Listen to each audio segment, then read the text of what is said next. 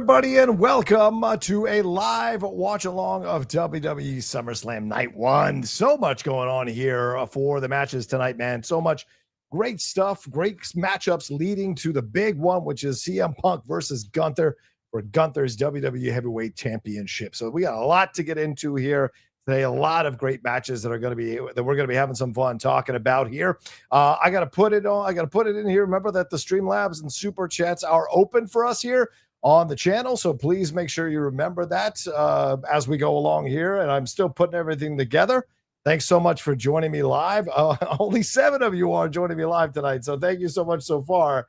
Hopefully that'll get better as the event gets going here. I'm a little bit of a sweaty mess because it's hot here in San Diego. It's been hot outside, hot outdoors, and so it's bleeding into here as well. There we go. All right, just putting it all together. And there we go. All right, just needed to put that into the chat. And let's see, where else are we here? Okay, cool. All right, now we are good to go. Thank you, Fig Freak. Good to see you. Haskell, good to see you. Santiago, good to see you, brother, man. Thanks for hanging out, everybody. I've just put the Streamlabs address there in the chat, or you can send in super chats as well as we go along. But as I said, we've got a lot of matches coming in tonight. We've got, from what I understand, the order is Roman Reigns and Jey Uso versus Bron Breakker and Bronson Reed. Then Raquel Rodriguez and Roxanne Perez versus Charlotte Flair and Alexa Bliss for the tag team title, the women's tag team title. Sami Zayn versus Karrion Kross, the WWE Women's Championship title. Tiffany Stratton versus Jade Cargill. A lot of concerns about that one. Then Randy Orton and Jelly Roll. Yes, Jelly Roll versus Drew McIntyre, Logan Paul. And you just know Jelly Roll's going over. And, of course, as I said, the WWE World Heavyweight Championship title, Gunther versus CM Punk. I do have Punk for the win. Absolutely, you're right on that, Fig Freak. But the other matches, I think, are a little more difficult to call. Although, to be honest with you, Gunther, I could see Gunther winning it, too, as a thank you for carrying McAfee and carrying other people over the last few weeks, or last few months, rather. But as far as Roman Reigns and Jey Uso, this is interesting. Bron Breakker and Bronson Reed, I feel like, yeah, you have to give it to Reigns and Uso. Then you've got Raquel Rodriguez. I do think Charlotte Alexa will win because I think that's more of an interesting pairing and the fans are responding to it. Karrion Kross should get the W over Sami Zayn. He needs it. The Tiffany Stratton Cargill one, that's the one that's up in the air. I do think Randy Orton and Jelly Roll will win over Drew McIntyre, Logan Paul, because Jelly Roll is the debut wrestler and everyone's been wondering if he's going to be good or not. And people love him, and Trump, and of course, Triple H was at the Trump White House acting a fool, and so you know he's going to support Jelly Roll winning this thing. So I think that's what's going to happen here tonight. So, but yeah, I am watching this on Peacock. Oh, they using this dude, huh? But this is the first ever 2-night SummerSlam event. Of course, before it had been WrestleMania 2 nights. This is the first ever SummerSlam 2 nights. So trying this out. And I think this is a good pay-per-view to try this out on because you want to see, you want to give a showcase to all the talent that's there, and you want to give them as much space on your program to show what they can do, because you're paying them a lot of money to show what they can do. So it makes all the sense in the world. All right, I'm turning up the fan a little bit. If this bothers you guys, I apologize ahead of time, but I got to stay cool, man. It is crazy hot in here. So if it's affecting the mic, though, let me know. If it's affecting how you can hear me, let me know. Thank you, Wiley. And support for the homie. Love these streams. Saw Oh Hi today. It was fantastic. Yeah, a lot of people talking about that movie. I should give it a chance at some point for sure. So nice suggestion there, buddy boy. I do think it's a little weird that I'm hosting a live stream, but I've got a Citizen Kane poster. But hey, this is how it works in my world. But yeah, but you know, you've got the Outlaw hanging with me behind there.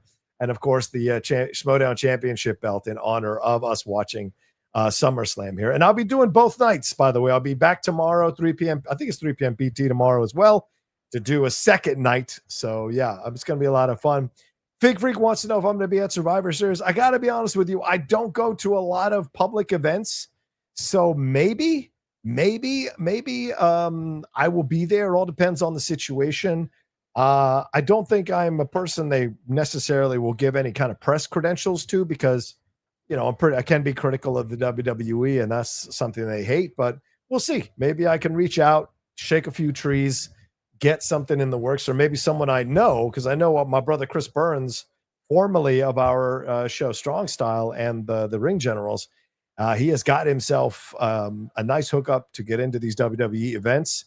And his podcast is blowing up. He was it Before the Bell? He's doing really well. So shout out to Chris and the crew over there. I hope one day to be a guest on that show. Would love to talk some wrestling with these guys. But yeah, we'll see. But right now, no, I would say no right now. I don't expect me to be there. If you're catching me for the first time, thank you so much for finding the channel. I am not going to show the pay-per-view, of course, on TV or on the screen, because that would get me a strike and they would immediately stop the stream. So just letting you guys know that. But if you want, but I will be watching along with you. I might be ahead, I might be behind, but I'll be watching along with you. I do ask that you all don't reveal the winners or the losers until I say it, because some people, as I said, might be behind or ahead. And the thing is, if you're watching someone else watching it, then you kind of are beholden to their reactions to it. So let me spoil it and take the hit rather than you spoiling it and getting in trouble with anybody. So here we go. What are we starting with here? What's this all about? Oh, is this Cardi B? Hello. Oh, there she is. Look at that. What a dress up there, Cardi B.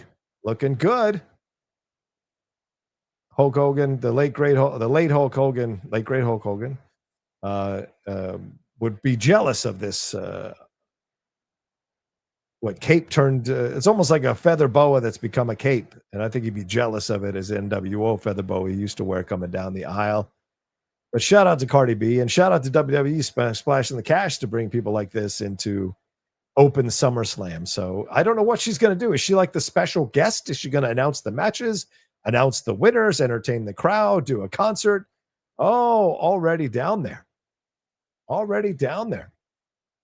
Are Roman Reigns and Jey Uso already down there?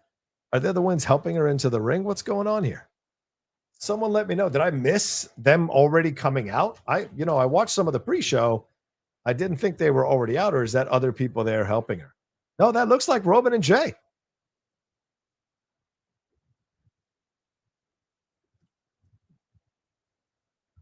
There you go. Get it. Oh, she's the host. Is that what it is, Clarissa? Okay, thanks. I didn't know. Well, I'm the host for this. She can be the host for that. And of course, she's getting paid way more money. Wow. Wow. Cardi bringing it.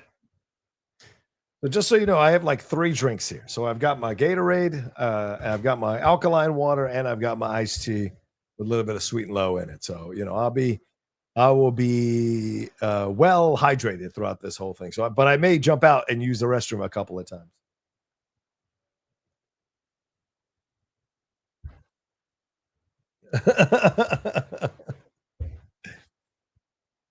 Oh my God. Wow. She is like into it.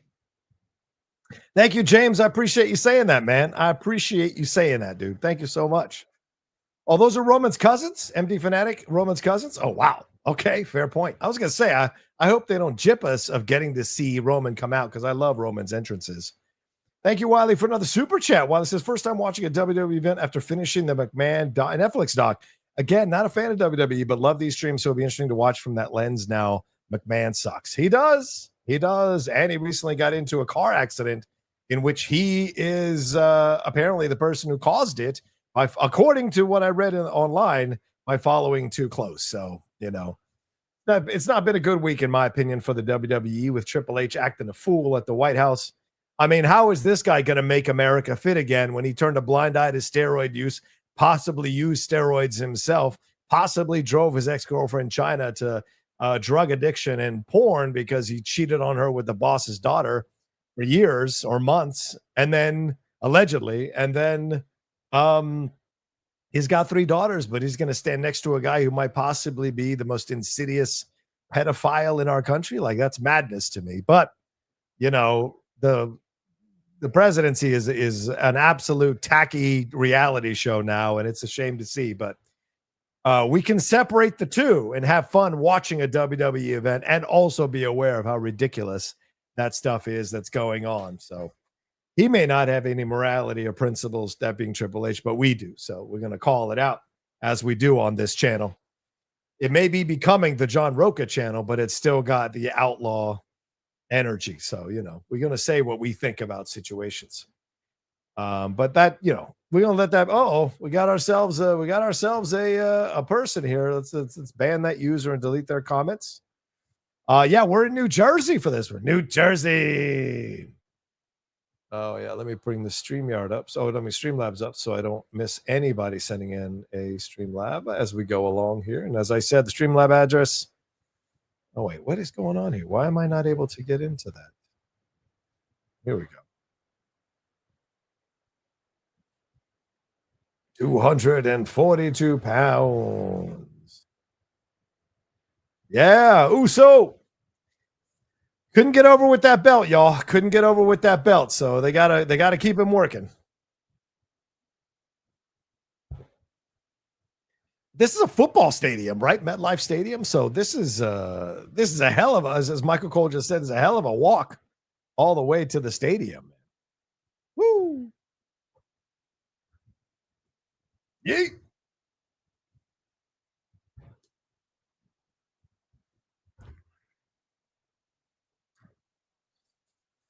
Let me hear the yeet.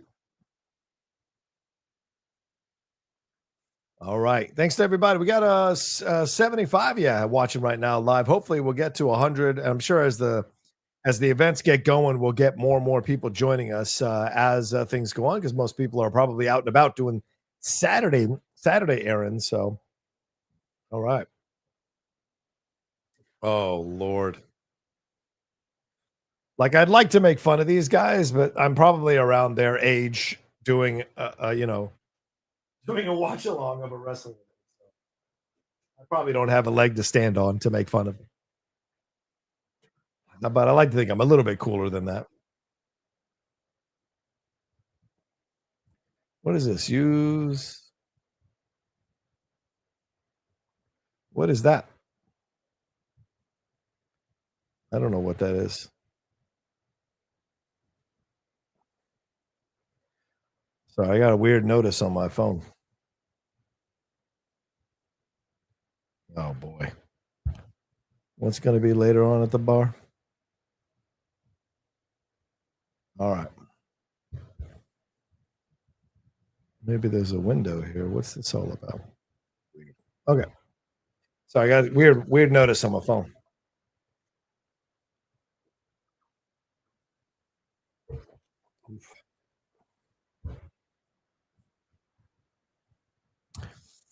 All right. Fig Freak says, haven't seen F4 worth it. Yeah, I think it's worth it. I think it's a shame what's going on right now. They are anticipating now, it looks like an 80% drop. Sorry. Yeah, it looks like it's possibly going to be an 80% drop. I think it was an 80% drop on Friday. So that is scary. And I'm tweeting this out. I think I scheduled a tweet to go out at by 3 or 4 o'clock where I say, like, we have to start. I mean, people may not want to hear this. Oh, well, let's get to Roman's entrance first, and then we'll see. Shout out to Macho Man, the Macho Man cosplay out there. Looking good. Yeet! A little loud there. I can barely hear myself, actually. Let me turn myself up a little bit more. Yeah, there we go. No. How do I sound, guys? Am I good? Am I on it? There it is. Ba-bang.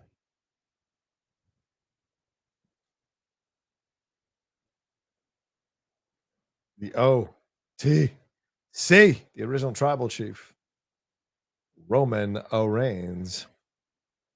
Roman's just enjoying it now, man. He carried the company for so long. Now he gets to come out first, do his match, and head back to the back and hang out or go home, whatever he wants to do. He has done his bit for King and Country in the WWE, and he is still an attraction.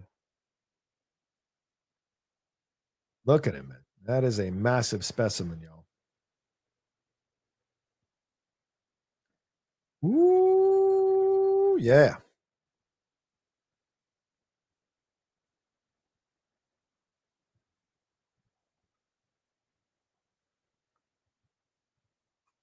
I need to get me an OTC shirt. Yeah, they cool with each other now. Yo, like says, when is the match going to start? I don't know, brother. Probably in another 20 minutes. I mean, it's Roman Reigns' entrance, so we're going to be here for a bit before this match starts.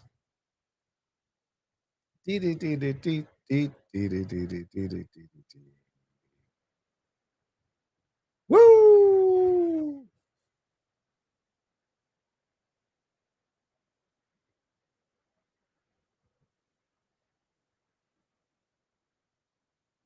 Oh, geez. See, dog. This looks like a video game entrance. He's moving so slow.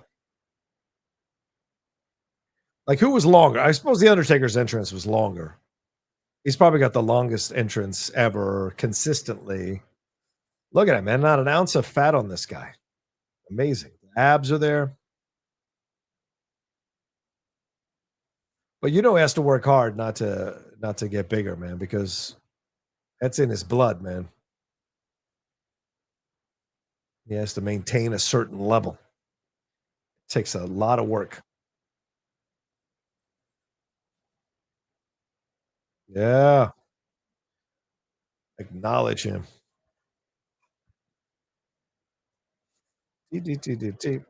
Roman is Leia. Yeah, Cristobal says it. Crazy aura. I agree. Crazy aura.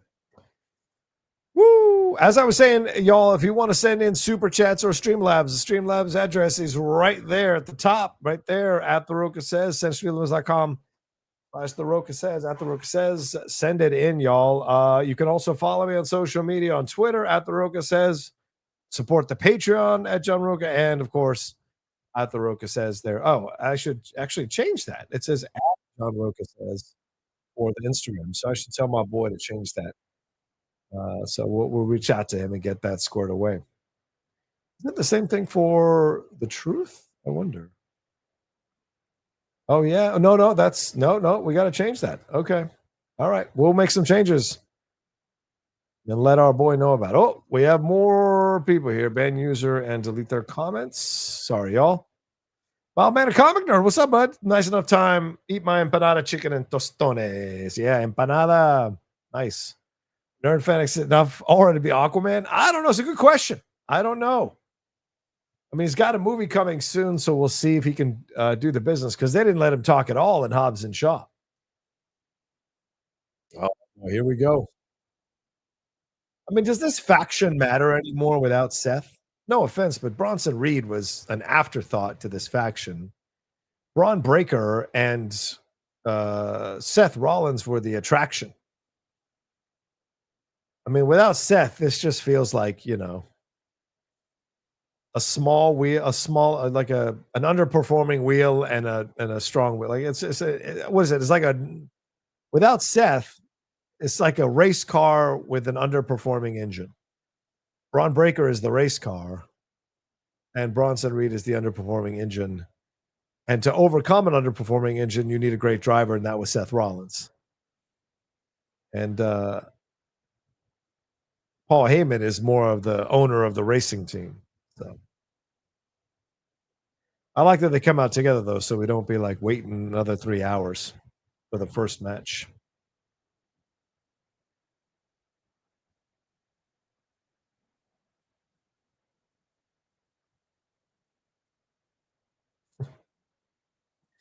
Oh no. He stole their sneakers. Oh God. So we have a bracelet for Punk, and now it's sneakers, Roman Reigns' sneakers.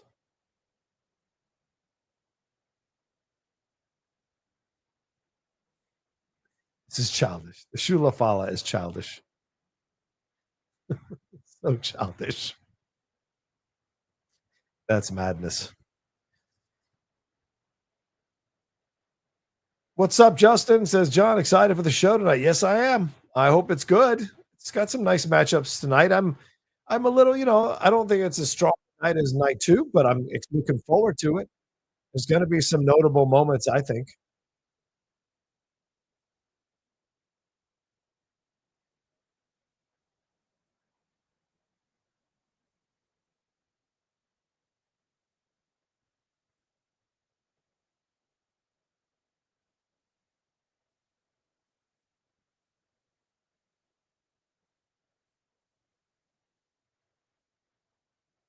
Good point. Here we go.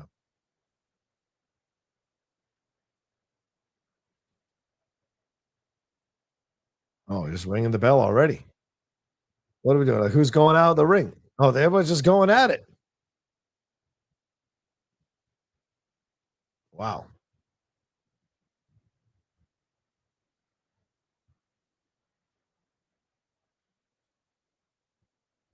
Woo.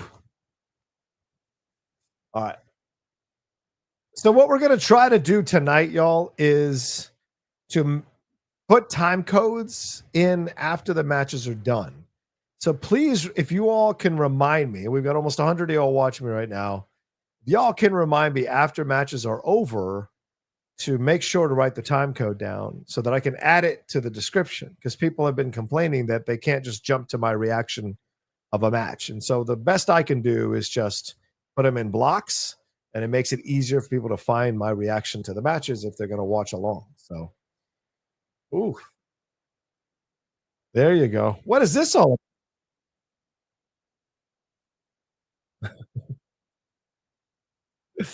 What is happening? Are we having a match? Or are we not having a match? Oh, there we go. Let me guess. He's going to jump on top of him. Yay! Called it. Yeah, these guys are just having fun, man.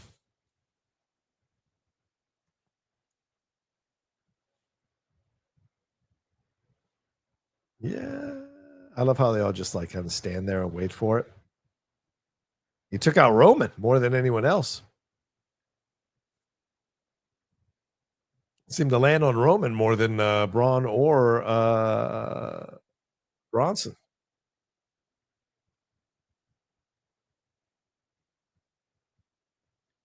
Oh, listen to the fans yelling at Yeet with everything. Oh, oh, oh no! Oh, thought we were going for the. Thought we were going for the spear already.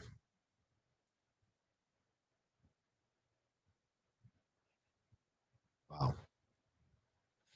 I wonder what's the logic in the tattooing of Jey Uso because you see he's got tattoos. Looks like on his legs, on his back, on his chest, but not on his stomach. So I wonder what that's all about, and not on the thigh of the visible thigh of one of the legs. So I know I know the tattoos are tribal in nature, but like it's odd. I don't know if it's a culture thing to not have any tattoos. Oh my god, to not have any tattoos on the stomach. Wow.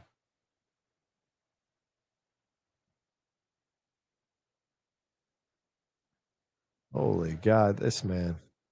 Wow. Boom. Wow. Imagine getting hit by that guy full speed. Yikes. No thanks. You figured when he passed you the second time, you'd nope. Zach, I'm starting to think Seth will cash in at the other nights to Punk. No, he's got. I mean, he could. I think that's Zach. Very possible, but I mean, he's legit injured. I'd be really surprised if he did that, but never put anything past Seth, brother. So I hear you. Fake Freak says, The Rocha says, love your opinions, brother. Thank you, Fake Freak. Thanks for being here, man. Thanks to everybody who's joining us. I think you're kind of new, Fig, so I appreciate you even more you hanging out with us. So thanks so much. All right. Let's keep it going here. Oh, yeah, Breaker's just a. I mean, I'm not giving you guys any new information. Breaker is a beast. Oh, there we go. There we go. Doing the push-ups.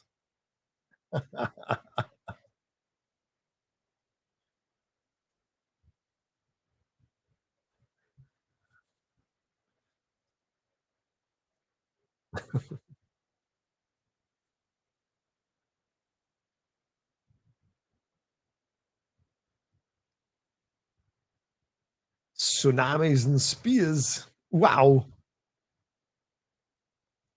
Let's see if I can do something fun.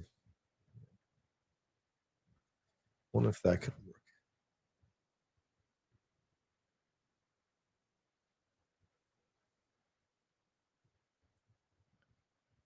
See if we can make that work. Or if I can make it.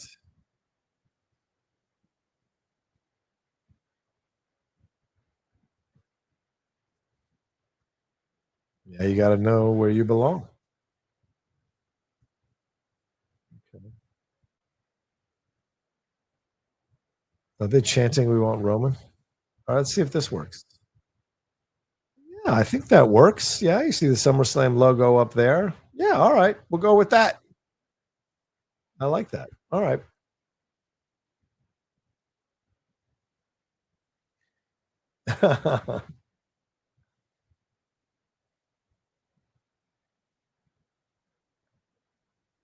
Wow.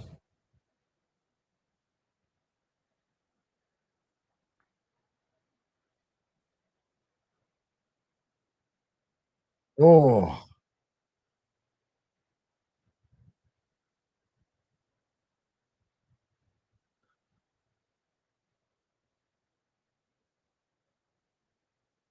wow.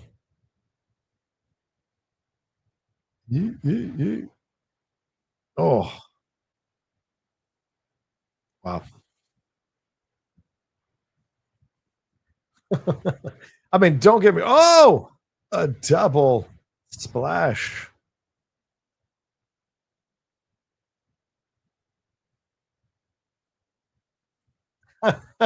Roman.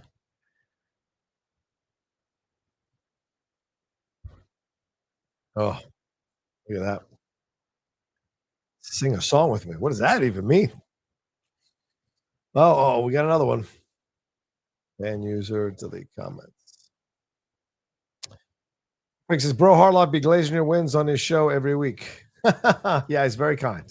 Thank you, man. Yes, thank you.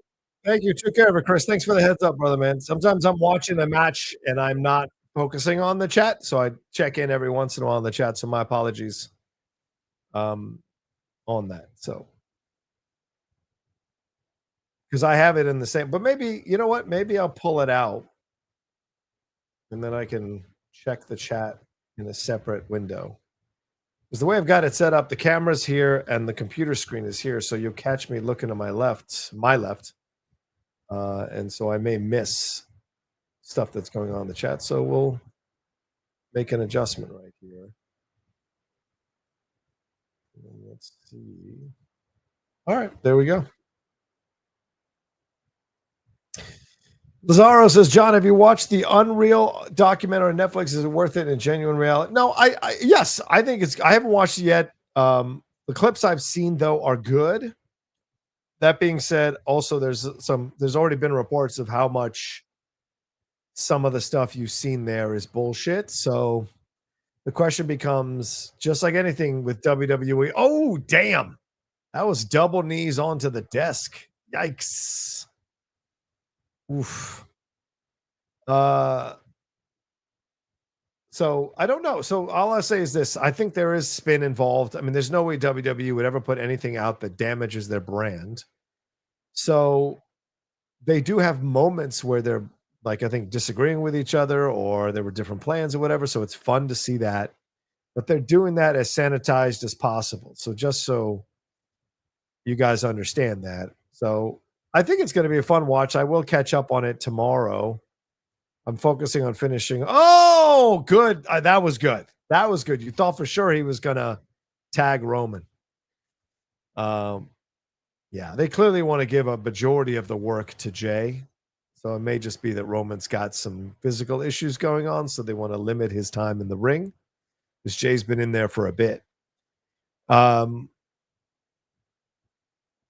Yeah, I forget what I was saying, but yeah, I mean that's the situation. What was I saying? Oh, yeah, I forgot. I was watching this. Yeah, but yeah, that's the situation. Yeah. Oh, right. The Unreal thing. So yeah. So I'm catching up on Star Trek: Strange New Worlds. I got to finish off that tonight, and then tomorrow is probably Sandman and Unreal. So that'll be my situation.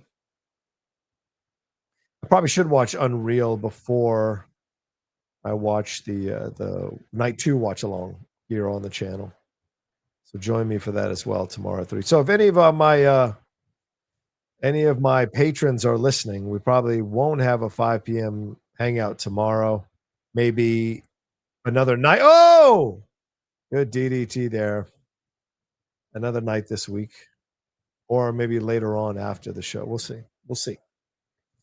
Nandy Finex says no Dexter. Yeah, I'm not a Dexter person. I don't like Michael C. Hall as an actor. I'm just not a big fan of him as an actor, so I never got into Dexter. I tried the first season.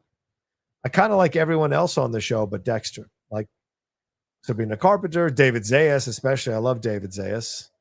I always love it when he pops up on The Bear because he's the real life husband of Lisa Colon Zayas, who's on the show. Yeah, so I've never been a Dexter person.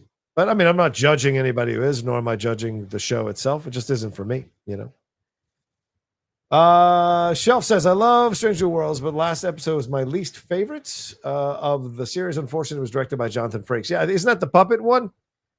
So yeah, look, I mean, they're allowed one of those. I've watched the first episode, the Hegemony. Good stuff. Good stuff. Great first episode.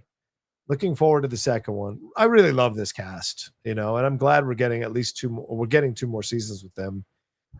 It is going to be a truncated 5th season they announced this week, but at least we're getting a full 4th season and I think 6 episodes of a 5th season to wrap it up. But yeah, I love this crew. I love the actors. I love the chemistry. I love the stories. At no point does it ever feel like Discovery, which to me was like pulling teeth sometimes.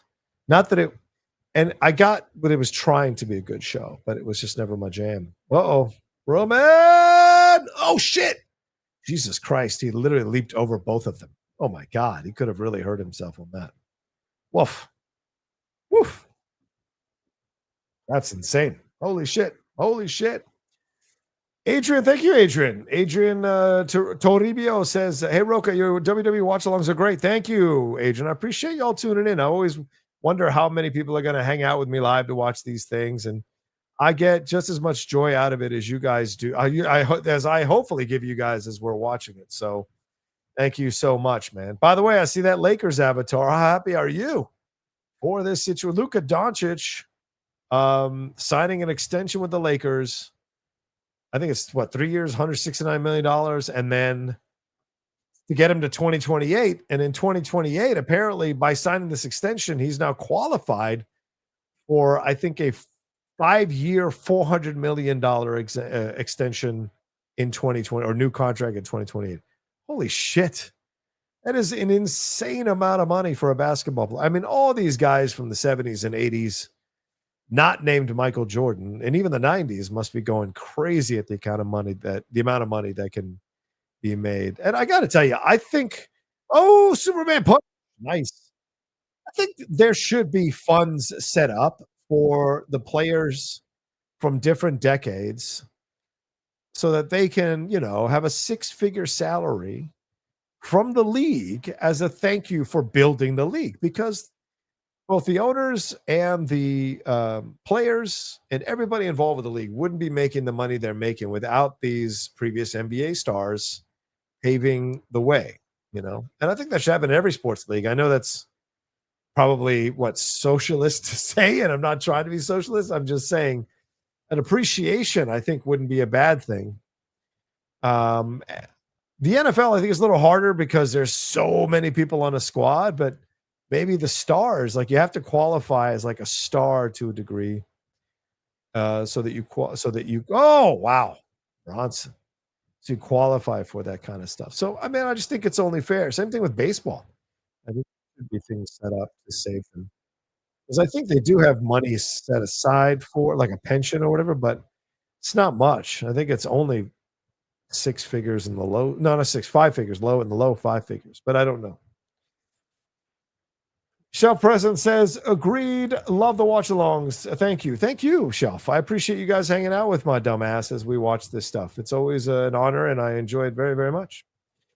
SJC Thursday says, always respect how hard you do and like your wrestling takes. How hard you go, I think. Thank you so much, man. Appreciate that. Yeah, I don't watch as religiously as I used to. I still watch it. Certainly, I watch like the next day and stuff. But there were thoughts in my head about basically. Oh Jesus, Bronson! There were thoughts in my head to do like live reactions to Raw and SmackDown and AEW and NXT. But man, that's a lot of commitment. I mean, maybe if I was single, that would make sense. But my night times are spent. If I'm not at a screening, it's laying a groundwork for our relationship and keeping quality time going. Oh, Braun! Jesus Christ! That can't be. This is hell on earth to your body, for God's sakes. I don't care how much of a giveaway that desk is. We know how rough it can be. Hell of a clothesline over the desk. Oh, man. Yeah. Bron Breakker. Look at this. Just Task is the top WNBA player gets paid around $85K a year. Is that right? I thought it was a little more than that. Wow, 85,000. That's one of the reasons I didn't stay at Universal Studios when they asked me to become a manager of, like, they asked me to apply to become a manager at events, like to monitor events. They were going to ask me to do. They asked me to do that. Oh, Steiner. Little homage to the Steiners. Oh, yeah. It could have been later. Wait, that's not true. It could have been later. Look at this guy. Jesus Christ. Whoa. Oh, this. Oh, Roman. Oof. That can't be pretty. Oh, yeah. Dog face gremlin. Oh. Anyway. Yeah, I thought so, Haskell. I thought it was 250. Yeah, the top end player gets around 250. Caitlin Kross rookie does it. Yeah. Exactly. Yeah. That's what Angel Reese was bitching about in the offseason. But hey, man, you got to pay your dues. I mean, Caitlin's an exception. They should definitely be paying Caitlin more, but they're probably making it up to her with endorsements and stuff, like under the table or behind the scenes. I wouldn't be surprised.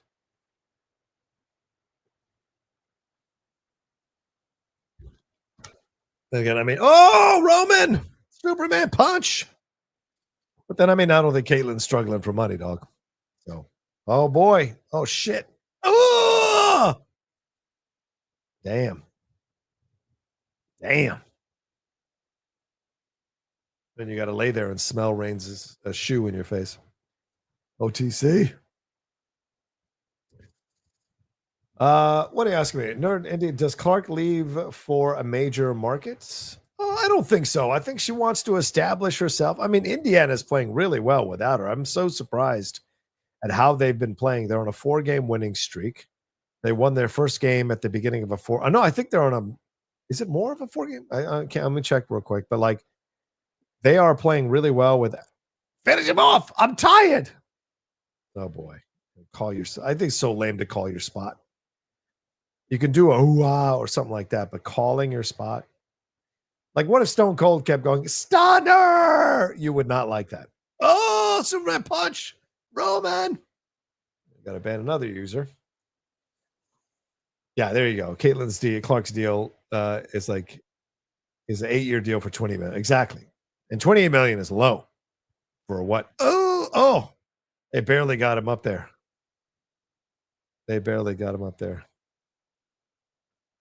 Is this it? 1, 2. Oh, Breaker. I thought it wasn't over. This is going to be a long one. I had a feeling it wasn't over. Wow. Yeah, Caitlin Carter, I don't think I think she wants to win a title with Indiana. I mean, she's from India. She's from the Midwest. She's from that area. She wants to win it. She's not from Indiana, but she wants to win a title. So I think her winning at a small market and then moving to a major market, that's the path. That's how you stay in the good graces of a majority of the fans.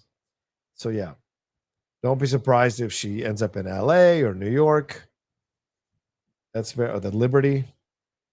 I mean, Caitlin Clark with Sabrina Ionescu, and although I don't think Brianna Stewart's going to be around much longer, her game is she's got her game. She's still scoring. but she's not as good of a player as you can tell that she's lost like quarter of a step. I won't say a half step, quarter of a step, and it shows. And she's getting injured now more. So, plus all the demands of the other league that they've got with Nafisa Collier, that's a lot that she has to carry on her shoulders. So, I think she's a burgeoning businesswoman, and once she's done in the league, she's going to move seamlessly into that. Maybe even like Rebecca Lobo moving into broadcasting while she runs her businesses. Oh my God, what is happening? Undressing, dressing, undressing. What's going on there?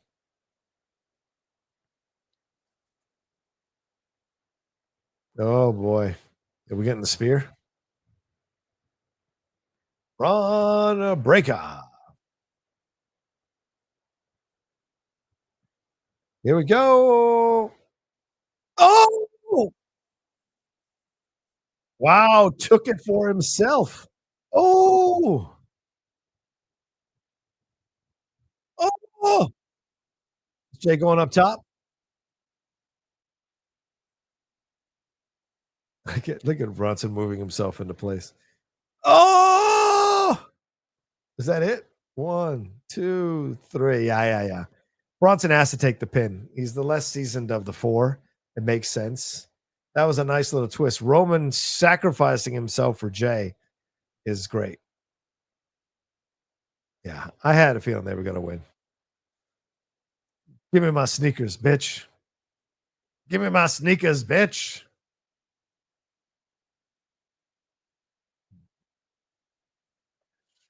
I got a feeling that they're going to move Roman and Paul back together. I have a feeling that they're going to move Paul back to Paul back to Roman. I wonder.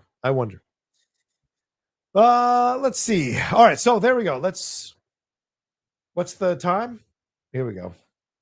So I'm going to make a mental note. So let's wait till the highlights are done.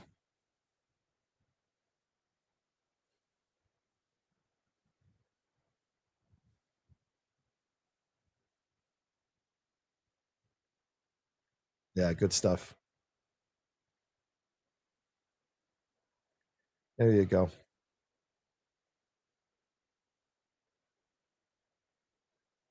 Oh, yeah. Oof.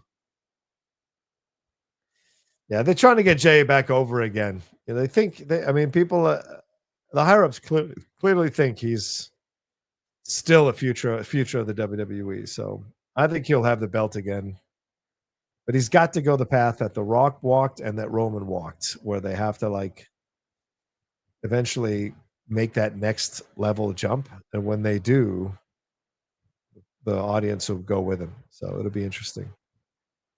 There you go. We'll follow, dog. Yo like says, please, can you show your screen? No, Yo like, because you can't do that on YouTube, buddy boy. They do a strike, or they cancel your show, or they take the live stream down. So it does not happen on YouTube, bud. Sorry, we are not putting anything on the screen. So you are watching it on your screen while I'm commentating on it. That's how it works, bud. So yeah, because that would be you getting the pay-per-view for free, and that is a violation, and I could get sued for that. I could get in trouble for that. So we're not doing that. I don't even have the audio on anymore because the audio on my earphones, but I don't have the audio going through my system because I got warned about that as well, like a year ago when I did a watch. Okay, so time code 4435. All right, so let me add that here. Under chapters 4435, 4435. And keep saying it over and over again, so I know I'm right.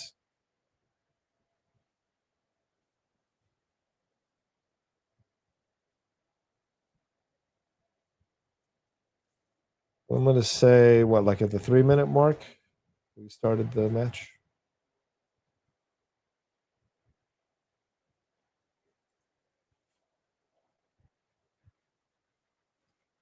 This is a calculated, coordinated production. That was a long one, huh? Roman Reigns and Jey Uso versus Breakker.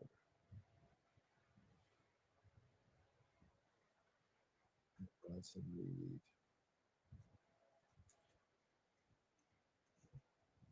Okay.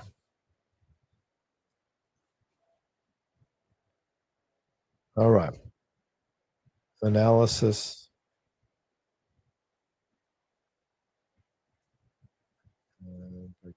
All right. All right. This is a little more, but maybe I can just copy and paste. So now I'll have time code for the analysis breakdown. Then I'll have a time code for when the next match starts. Oh, keep forgetting I can't save it there. Lottery credits.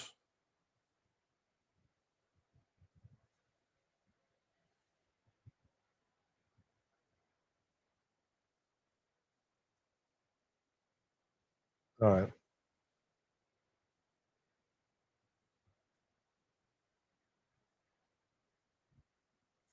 How do I get out? Weird, man.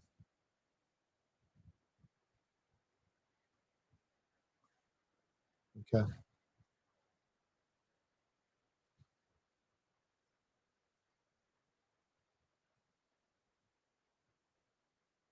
There we go. All right. There we go.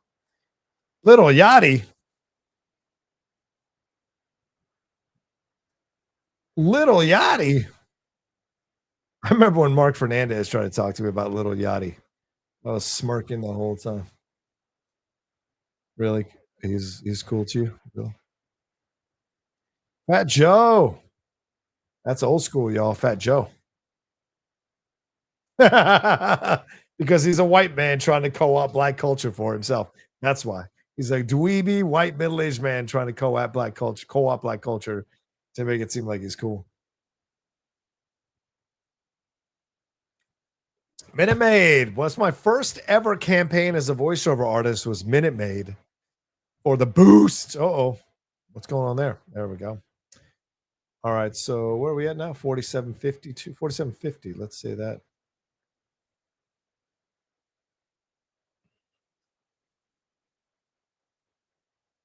Here we go.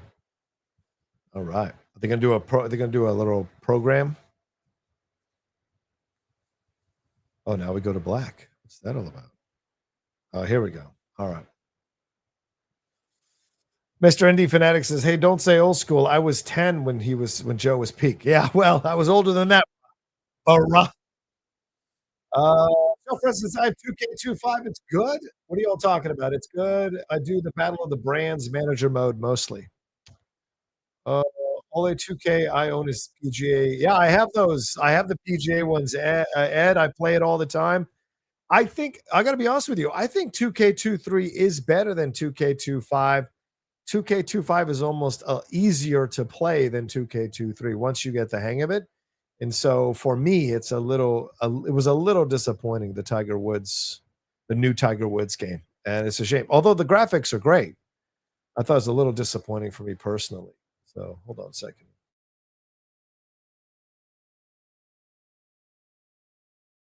Yeah, I like them as a team. I mean, I don't think Raquel has the same kind of Liv Morgan kind of fire. You know what I'm saying? But I mean, not Raquel, Roxanne, but she's certainly talented as hell.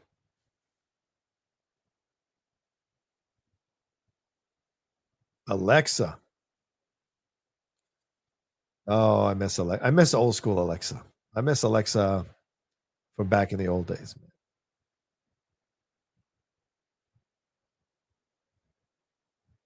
I mean, there was no one better, man, back in the old day.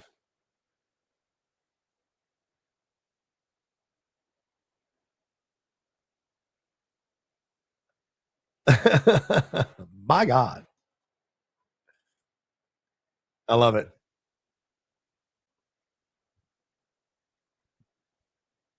Yeah, the off center swing. That's a great point. Man, it's absolutely yeah, I love enjoying that too. What happened? Oh, sorry, Haskell. What'd you say? I used to bowl too and turning on. We can't bowl anymore either. Oh, that's a shame. Oh, that's right. Let's talk about your roofing accident.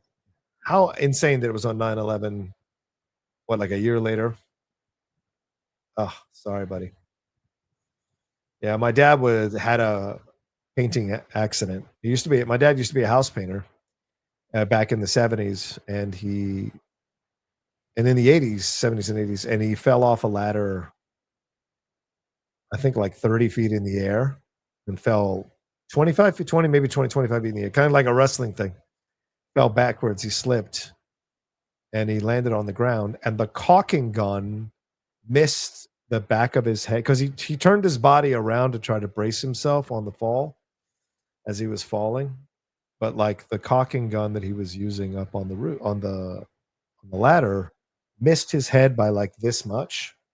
And that was the last time my father painted houses. He adjusted and got another job. But yeah, that was a scary time. I remember just crying my eyes out because I'd never seen my father injured like that.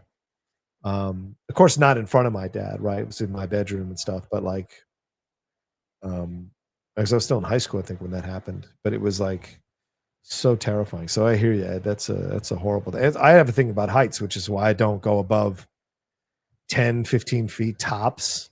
Like I start to get like real. And something I discovered later in life. Like I never used to have an issue with heights. And then somewhere in my 30s, I was doing a Tough Mudder competition, one of those competitions in my 30s. And I climbed up one of those rope things and I got to the top. Oh, wait, what's the time here? 52. Let's say 52. It was 51:50, let's say, is the start of this match. All right. So I was at the top of the thing, and all of a sudden, I couldn't move. Like all of a sudden, I couldn't move. And I just froze there. Yeah, Alexa. I still love her damn theme song, man. And I love that they got rid of that freaking old school noise, that I'm crazy music. This is the fucking Alexa. Although they're adding that at the end. The beginning stuff is my jam. Let me edit this thing.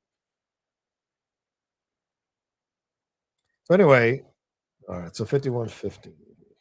Hey, Van Halen, 51:50.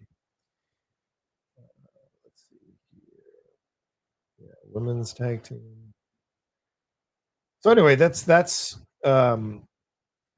was my situation there, and I just was stuck on there, and they had to come get me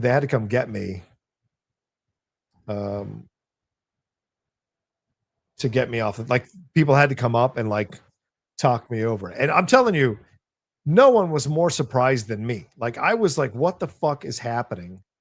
Why am I having an issue uh, with being up here?" I'd never experienced that before. I was frozen. So I can handle just about anything physically. My dad toughened me up, but like I couldn't believe that I was uh, frozen on that damn thing. So yeah. Uh yeah, wow, your dad was like, God, I still suffer. It's like a thin veil. Yeah, yeah, I'm sure my dad did. We never talked about it, but I'm sure my dad did as well, brother. So yeah, shout out to you, man. My heart breaks for you, but that's such a terrifying thing. Peter Zeke says, ETL Liv Morgan interference. Will Liv interfere? Maybe. That's very possible.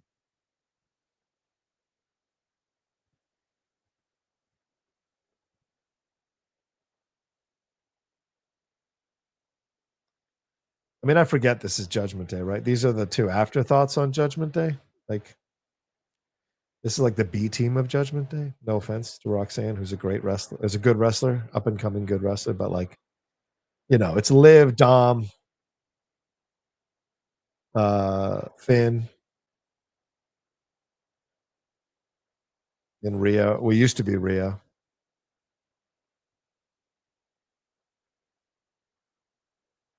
That being said, shout out to an all Latina tag team championship.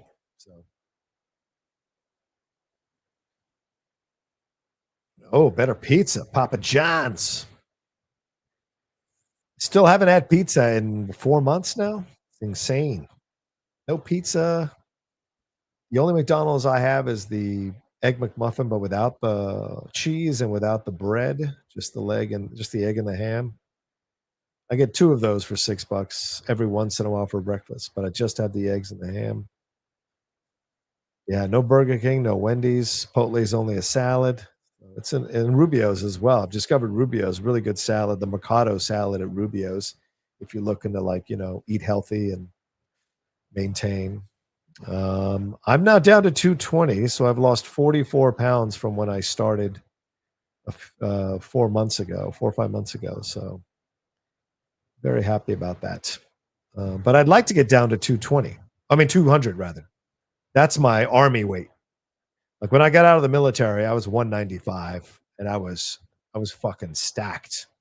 And I think I'm not going to get down to that until I start doing more working out and lifting weights and strength training and all of that. So we'll see.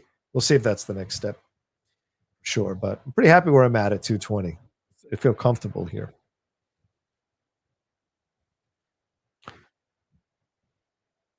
It's really crazy to see older videos or pictures of yourself. Oh, I'm gonna go. Oh, I love. Oh, that's good to have them fight over who's gonna go out first. The 2 former proud champions. There's 2 proud former champions, and both of them are alphas in their own way. So, I got to be honest with you guys. I mean, I was such a massive fan of Alexa. She told such great stories in the ring. She was such a formidable wrestler. And even when people would talk shit about her, I was like, you all are insane. She's fucking great at what she does. But like, ever since she's come back, it doesn't have that same magic. It doesn't have that same kind of excitement. She's gotten older. She's a mom now. There's not that, young, hungry energy that she had when she was at the top of her game. And that happens. That's life. But I hope it seems like she's really happy with her marriage with Ryan and her child. It's all great, but like Raquel, there's something that was so dangerous about her as a young wrestler. She was so much fun to watch. I miss that Alexa, because that Alexa could beat anybody at any time. And it was great to watch her do that. Yeah, and a monster on the mic. So true, Peter. So damn true. So damn true. That's what put her over. Sure, I didn't say it would. I didn't say it would. I didn't say it would kill you, but it's also can be a wormhole where once you develop the taste for it again, you go back over to it over. I mean, guys, I was eating fast food like sometimes once a day, sometimes 2 times a day. I even had days when I would eat 3 times a day. And yet I was still tricking myself saying that I'm only a workout or 2 away from getting back to my good weight. It's the things you tell yourself. And I wasn't always eating I was eating like triple burgers or anything like that. But you eat that much fries and tater tots and fried food, it does weigh on you. Balancing it with a Chipotle salad every once in a while isn't going to do the trick. So yeah, it's been a wholesale change. No sugar or limited, very small amounts of sugar, like maybe 1 gram of sugar on something, and almost no carbs. A lot of broccoli and sprouts and broccolini, which I've discovered, and asparagus, along with some lean meat like chicken. Yes, and steak. So it was fine.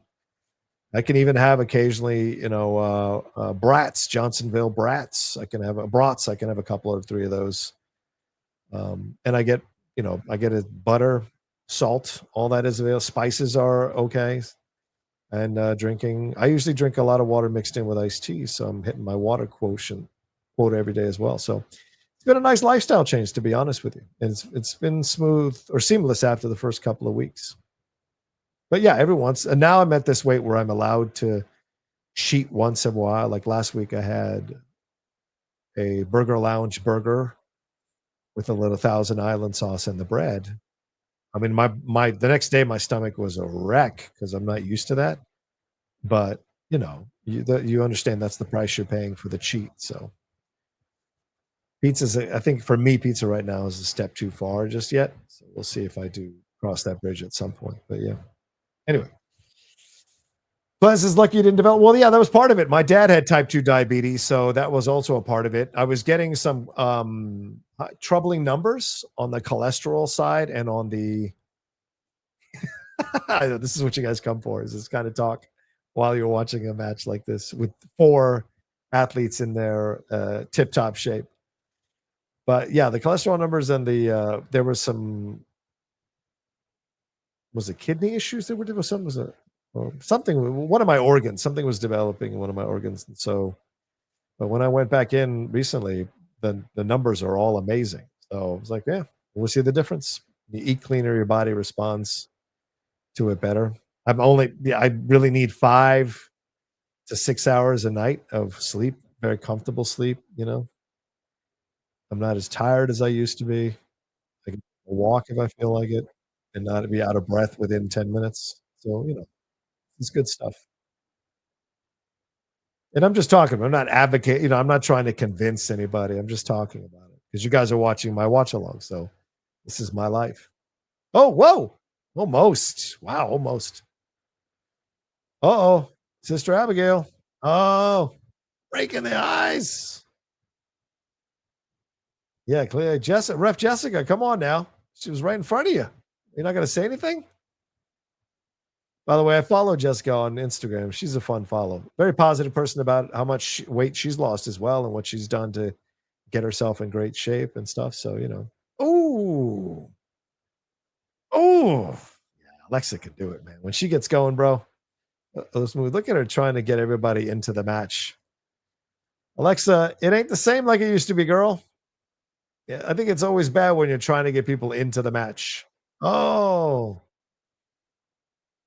Oof. Oh, damn. That was brutal. Oh, wow. That was a brutal clothesline from Raquel. Scott says, pizza's always my cheat meal. Maybe an order 10 minutes. Enjoy. Enjoy, Scott. Enjoy the hell out of that. I wish I could join you, brother. Enjoy it. I started doing skillet tortilla pizzas to curb that craving. So good. Ooh, Clarissa. I may try that. Oh, Shelf says, I can't do weights anymore. I have a heart condition, but I'm on Tai Chi, planking, push-ups, and try to do over 1,010. I'm steady at 220. Oh, nice. Good job. I do have pizza once a week. LOL, I'm 52. Well, brother, listen, whatever you're doing clearly worked. So enjoy your pizza, my friend. Enjoy your pizza. Yeah, man. See, everyone's got their own path, their own journey. As I said, I'm not trying to convince anyone to do this. I'm just talking about my life and what I've been doing. So,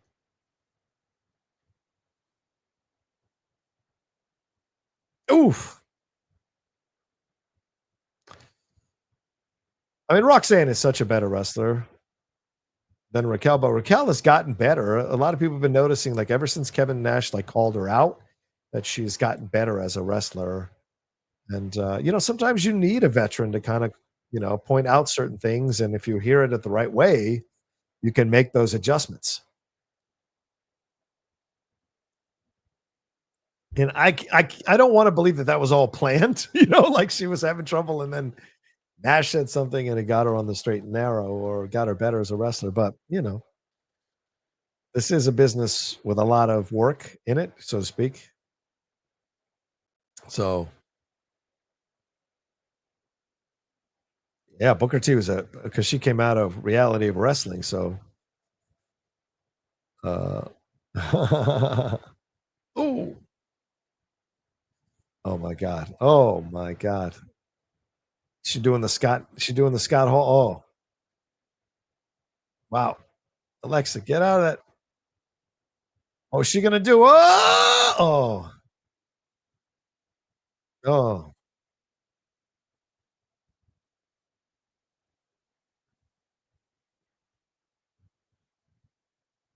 oh wow. A running block. Alexa, clearly the workhorse in this match. She has been in there for a while. Makes me feel like maybe they, you know, they sense that she needs some more time in the ring, more seasoning in the ring. Not that she isn't a great wrestler, but like coming back after a little bit of time, not getting a lot of matches, you can lose your rhythm and your timing. So, and it could also be that Charlotte's a little bit injured. I don't know.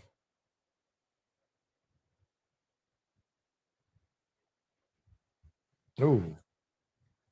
Yeah, Roxanne is a true talent. Agree, Shelf. She needs to MD Finesse. She needs to wrestle like a monster, like Nash. Yeah, yeah, for sure.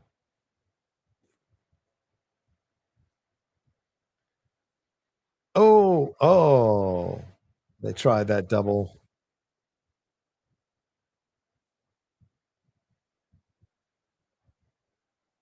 There we go. Here we go.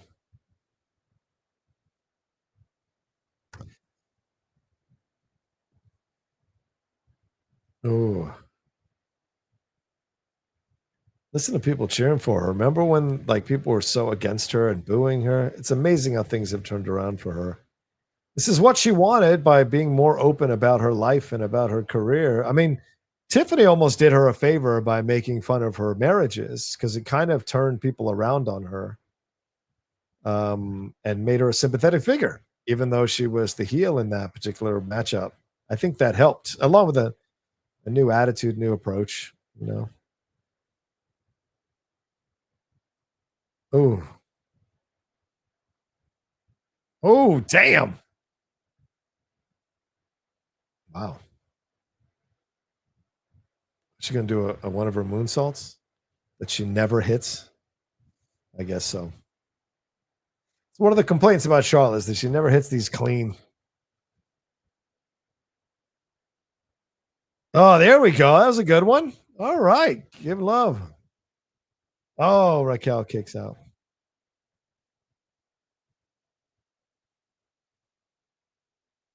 Isn't Andrade in WWE now? So it must be an interesting situation to have him and her there at the same time, considering how it seemed to be toxic or volatile their relationship, their marriage was.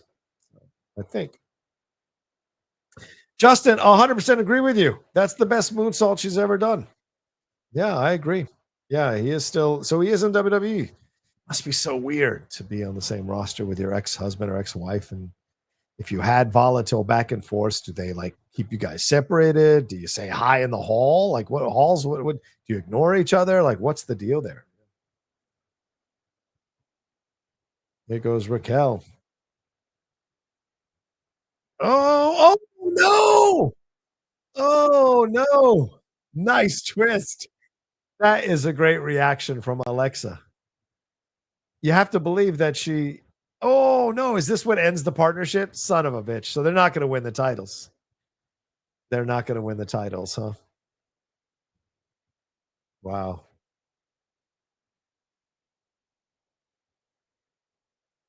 Oh. Oh.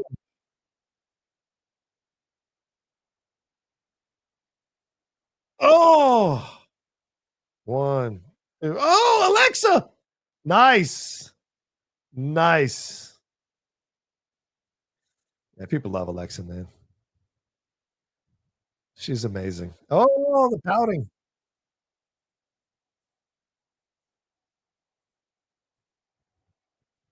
Oh. See that those are the things that Raquel needs to work on is the believable moments of yeah, get the tag from Charlotte. Look at Alexa with those little arms, those little baby doll arms. Oh, here we go. Oh no! Oh no! Small package. Oh. Oh. Oh. Oh, this has got to be Abigail, right? This has got to be Abigail. Oh no, is Charlotte gonna stop? Oh, Charlotte's. Oh no, Charlotte. No, Charlotte. No, no, Charlotte. Oh, there we go. Good twist. Nice twist. Oh, there they go. One, two, three. Yeah. It just makes more sense to give them the titles because there's more, as you just saw in the ring, there's more storylines to go with. There's more will they, won't they? Just like any great TV show. Will they turn on each other? She's like, He's like, I'm sorry. Oh, but wow. And she grabs her hair to hug her. That's great. I love that. I wonder if Alexa's not happy with her grabbing her hair, if they talked about that. Wow. Oh, that was such great timing. That was such great timing. That looked like it was in motion when she got yanked away. Ooh, that is a great finisher, man. Oh, Alexa. Ooh. Yeah. Oh, 3. Nice. Nice. Yeah, yanking the hair was interesting. I wonder if that was on purpose, or was talked about ahead of time. What is she giving the double eyes to? Who's she looking? Who's she giving the double eyes to? Yeah, there you go. Where's the? I don't see any pyro, and there you go. You got it going eventually. Wow.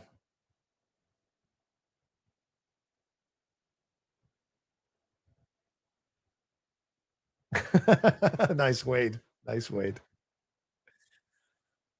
All right. Nice. Wow. Yeah. Kind of cool to see Alexa champion again. Charlotte's been okay. So that's what's the timestamp here? 1:11:57 is the end of that match. So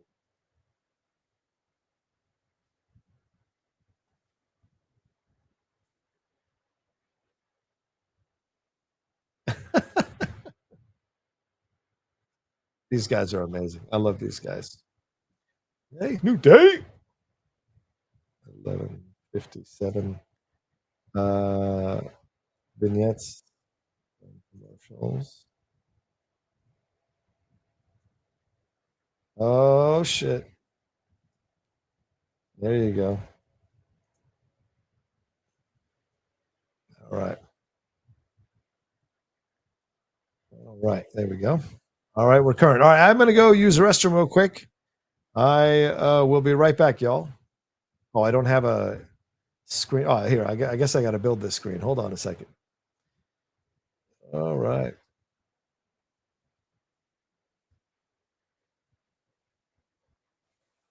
Yeah. Yeah. Sneak peek.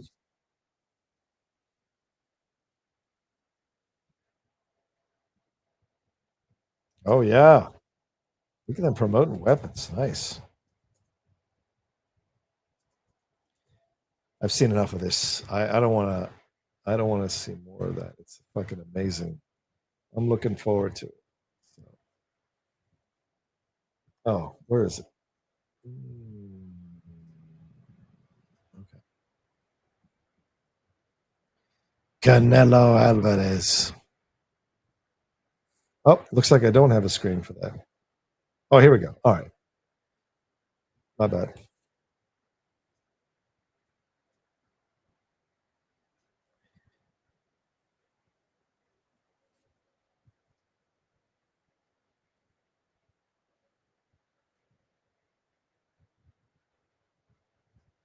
Ticketmaster.com.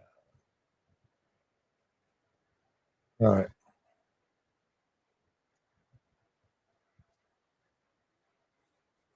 That's going to be fun.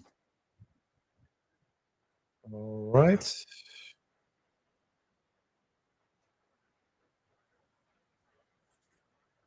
Okay. I got to get this done and put up here so that I can go use the restroom real quick. All right, guys. Are they going to start the next match? All right, cool. All right, I'll be right back, guys. Give me 60 seconds.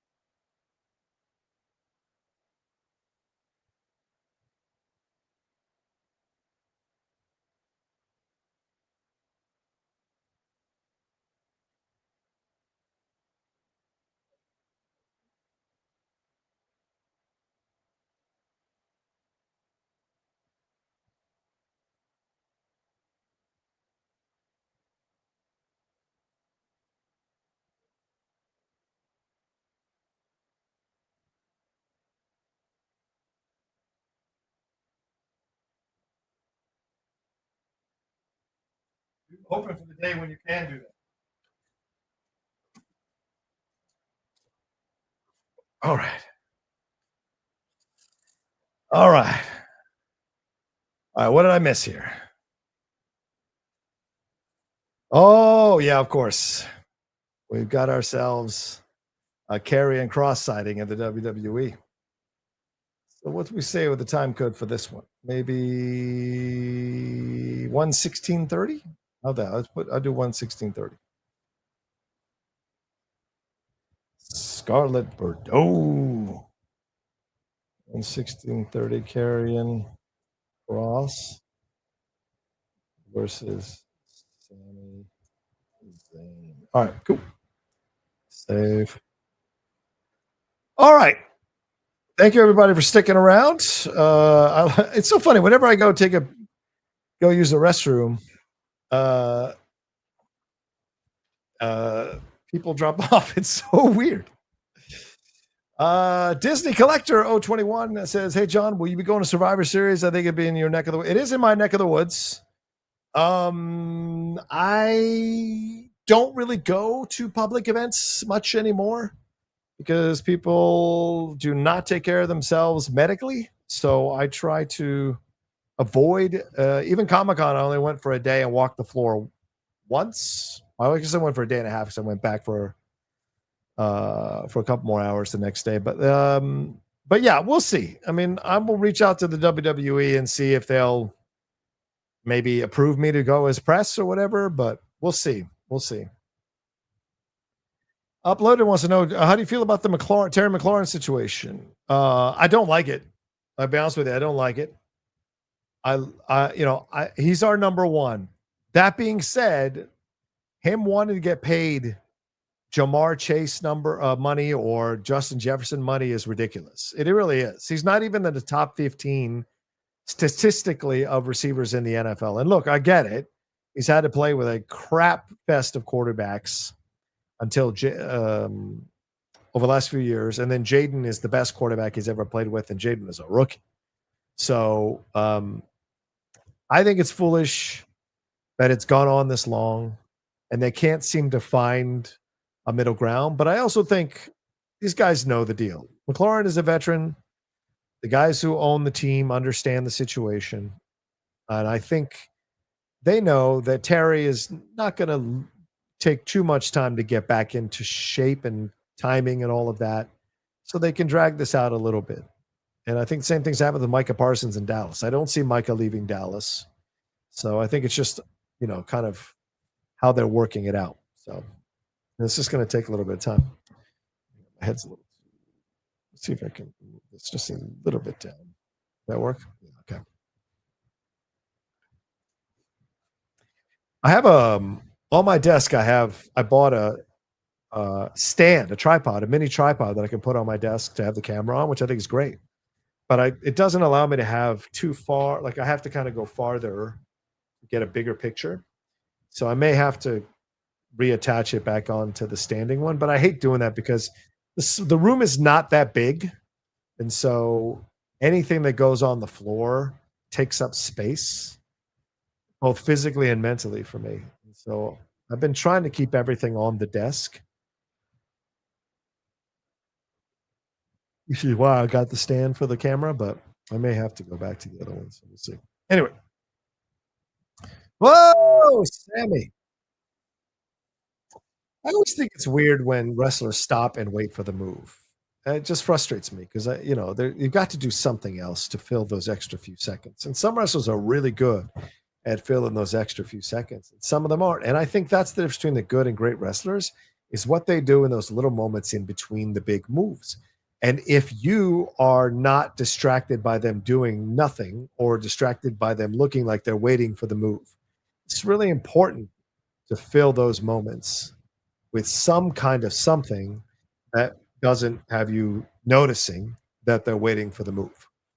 And I think Karrion Kross is a cool dude, and a lot of people say positive things about him, and certainly he's very funny, and I enjoy him as a presence and as a character.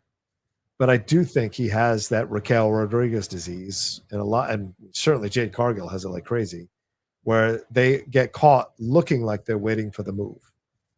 And again, everyone's like, oh, suspension of disbelief and all of that nonsense. But yeah, but the reason the great ones are great is because you don't. I mean, can you recall a match where you constantly noticed Rock waiting for the move from Stone Cold or Triple H or anybody or Hogan? I mean, like he carried Hogan through that match at WrestleMania 18 and filled those times in between Hogan's old ass, getting ready to do moves. So the great ones understand how to do that.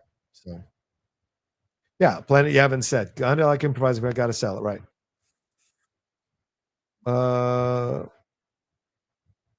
Yeah. Yeah. Yeah, Clarissa. Yeah, you hear me. Haskell hears me as well, for sure. I also agree with this. Yes, she is. And I think he said that like, don't weep for me. I get to go home to Scarlett Bordeaux. And not a lot of people do. So I want to make sure we got everybody's. Yeah, I want to make sure we got everybody's super chats. Any Streamlabs come through? Yeah, not yet. I may need to get Streamlabs graphics put up like on the camera where the address is there so people know. So I've had people reach out to me, go like, I don't know what the exact address is. So me assuming people know.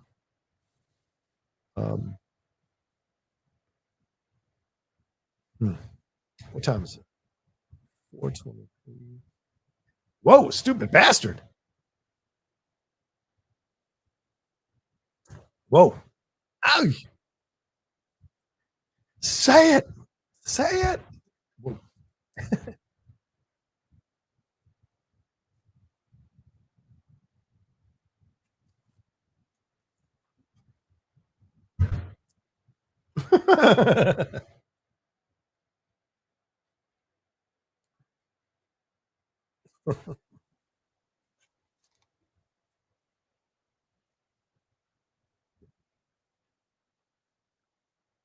Look at that. Bang, bang, bang, bang, bang.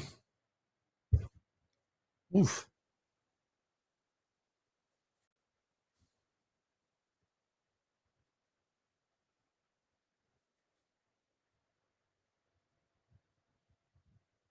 Whoa. Nice move there, Sami. Oof. Crowd is kind of like, I don't say the crowd is dead, but the crowd is just chilling and just enjoying the entertainment. I don't see them being like crazy into these matches. I mean, if Alexa's got to rile up the crowd, and truth is, I mean, this is a football stadium. You know what I'm saying? It's tough to fill a football stadium with energy and excitement when it's not WrestleMania. So,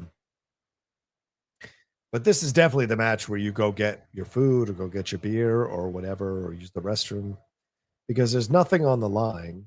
And unless you're a big Karrion Kross fan, oh, wow.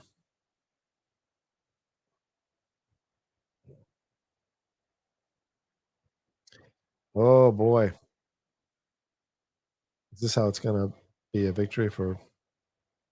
Whoa. Oh, Blue Thunder Bomb.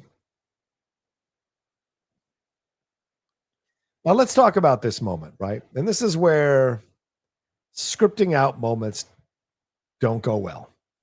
Like, look, she's distracting him.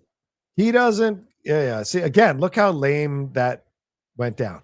But why would she not keep distracting the referee to stop him from counting? Right? Logically, you would think she would want to keep distracting the referee if her man's move blew up in his face and he's getting pinned. Why did she jump down from that? You know what I'm saying? So in those moments, you got to make that work. Like the referee rips himself away from her to jump because he hears the Sami calling for him and then jumps down to do the tag. Those are little tweaks that make, tell a great story in the ring, tell a believable story in the ring. Yeah, it's frustrating. Music collector Cena turn face on the SmackDown. I think it's a work, but if it's true, you think Cody turns heel tomorrow? He and Roman are leaving to film Street Fighter. Yeah, I think it's a double switch tomorrow. I think Cody turns heel and Cena turns face because the heel turn for Cena, as I predicted, has been horrible and was way too late when it happened in his career. Way too late. when it happened in his career.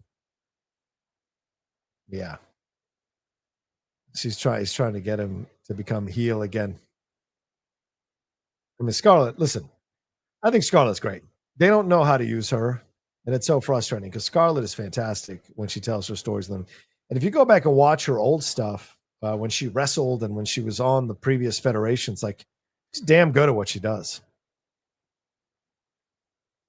I think she's one of the most underappreciated, quote unquote, valets because she can wrestle.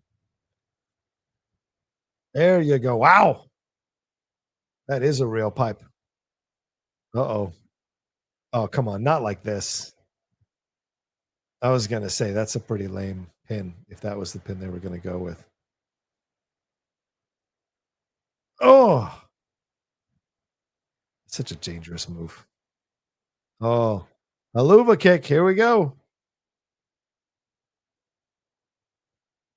Oh, damn. Is Karrion going to eat the L here again? 1, 2. Wow. I'm surprised.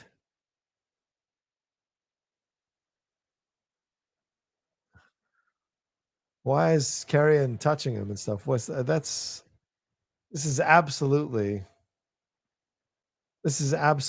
why you go. Yeah, Karrion should have got. I don't understand this because maybe there's a storyline, a bigger storyline over here. Here we go. Yeah, Sami's just going to lose it on him, isn't he?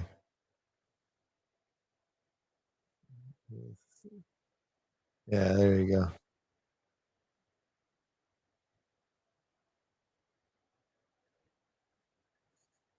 That's dangerous to slam it that hard. It could have bounced up and hit a fan. Oh, it was a weird storyline anyway. Yeah. Yeah, Chris, I agree with you. That should be Cross's last premium live event match. I mean, I think that's fair. I know people love him, man, but when he's in the ring, it's just not exciting. It's just not at this level. Like he's great at the smaller levels, the lower levels. He's just not the same kind of thing. So, yeah. I mean, Sammy getting the paycheck. So, all right, there we go. That one, 129.44. Oh boy, an icon.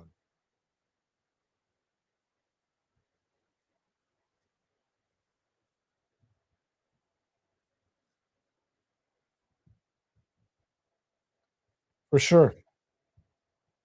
This is absolutely true, whatever your feelings are about his comments.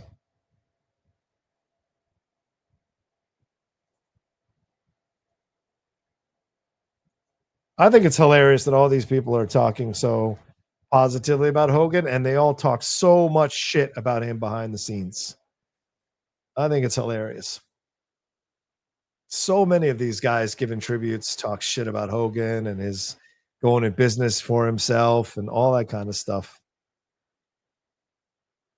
You know, it's hilarious to me.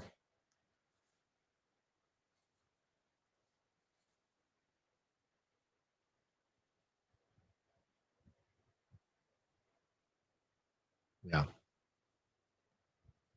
There you go. I thought it was gonna be a longer tribute. Oh. Oh. The son who put his best friend in a hospital with brain injury. Where's Brooke? Yeah, exactly.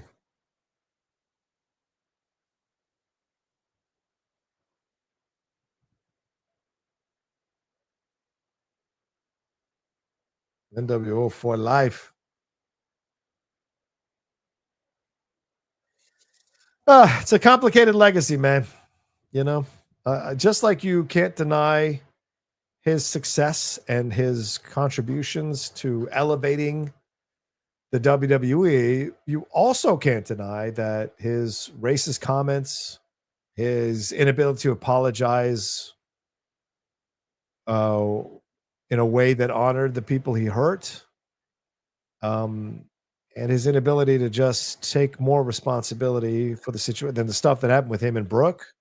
There's a lot of negativity around Hogan. Of course, all the stories from the past, people saying how much he went into business for himself, how arrogant he was, all of that. And look, I know that he gave his life to Jesus in the last few years, and I think that should be respected and understood and given the respect it deserves.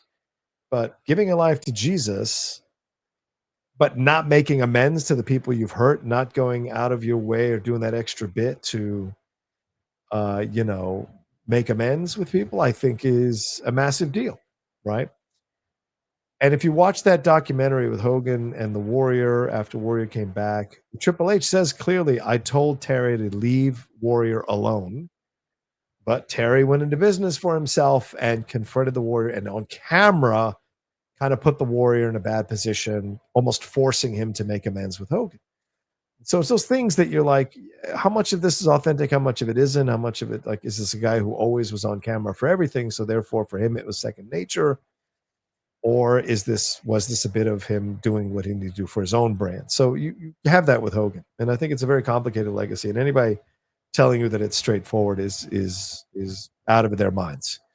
I don't agree with Nash. I know Nash came out and said we shouldn't say anything. He just died, but that's the way life is. You got to take someone as a whole and still respect the things they were able to do, but also call out some of the things that weren't great. And certainly him tearing that shirt, or an administration that we've seen now that is trying to destroy democracy from the ground up, in order to kiss his own ass and have people in there who kiss his own ass. Like he fired that head of the Bureau of Labor and Statistics because they gave authentic numbers that he didn't like a baby. And this is the guy he was tearing a shirt for. So it's those kinds of things. You have to take the man as a whole. Utter respect for everything he accomplished, but also rightfully calling him out for some of the unsettling stuff he did, and also for those comments behind the scenes. And apparently, according to Brooke, they never quite fully made up. I mean, if you follow her on Instagram, and thankfully she approved me to follow her on Instagram because she approves people to follow her on Instagram. She delivered some pretty heartfelt words, if you guys have read that. And it was a very big window into her relationship. It's changed with Hulk. She clearly loved her father, was there for her father, but also her father, but refusing any of the money from the will, refusing all that stuff because of the things he said about, her choice of boyfriends. I think that has to be factored into all of this as well. So yeah. Oh yeah, exactly. There we go. Yeah, they did tribute to Hogan on TV. Yeah. Did TNA have a thing for Hogan? Probably. I would imagine they did. All right. Here we go. I think we're moving on to New Jersey. I think we're moving on to Tiffany Stratton and Jade Cargill. That's next for the WWE Championship. So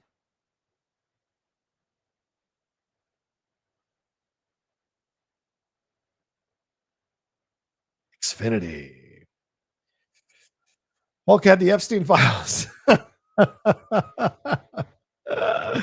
He was going to release it. Oh, Lord. That's why you say that's why they took him out. Oh, my God. Oh, look at his staged bullshit. Why don't you follow us back? Oh, wow. Thanks. Ugh.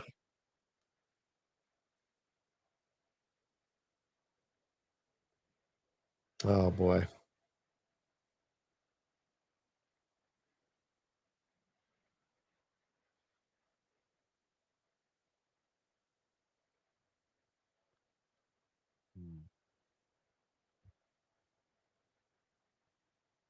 Mob Man comes and says, I wonder what Jade eats. She's amazing. Yeah, I'm sure she should totally release a thing there.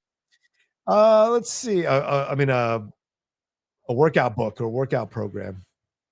Mr. ND Fanatic says, so how excited are you for Scooball to be a Yankee in 2027? No way my Tiger's giving him 10 years and 450. We'll see, man. Might be a Dodger. You never know with the way everything's going. And don't count out the Padres. They made a lot of moves to put themselves in contention this year. The Mets are still in play with Soto and everything going on. So yeah, listen, I don't think it's no longer a given that they necessarily become Yankees anymore. There's a lot of money in baseball now, and a lot of these owners are willing to spend that money. So, all right, here we go. 137. Jade Cargill. All right, so we'll do this 137. Man, I should have been doing this the whole time. This is easy enough.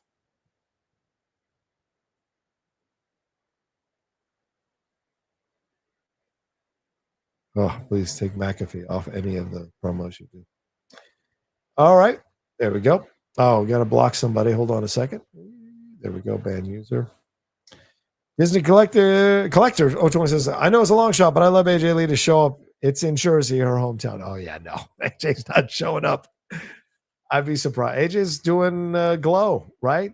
Or whatever. Women of Wrestling. Sorry. Wow. So I don't know if they work out any deal for her to show up. Maybe. But I'd be surprised. That was a terrible match. Oof. I'm going to chew some gum, y'all. Sorry about that. I got to chew every once in a while now.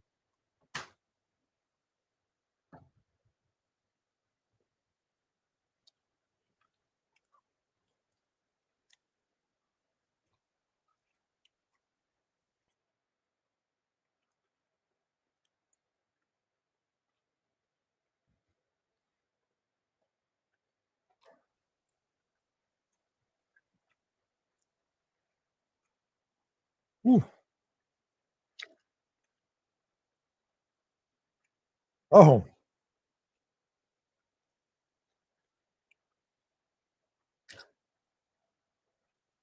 Yeah.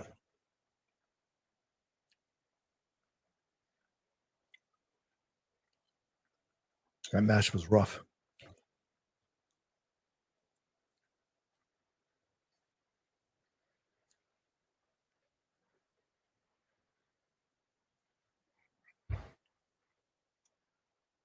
I think the bloom is off the rose with Tiffany. What do you all think, man? I feel like it hasn't been as incredible as a run as people were hoping it would be. And she's got exposed a little bit as still being a little green. And even on the mic, I mean, what's her face? Mariah May, whatever her new name is, Blake something or whatever. Like, their mic skills are pretty equal. And that's not a good thing because the mic skills of Mariah May are still coming along. So I think we've kind of seen a ceiling with Tiff, which is surprising a lot of people. And I think some people don't want to admit it, you know?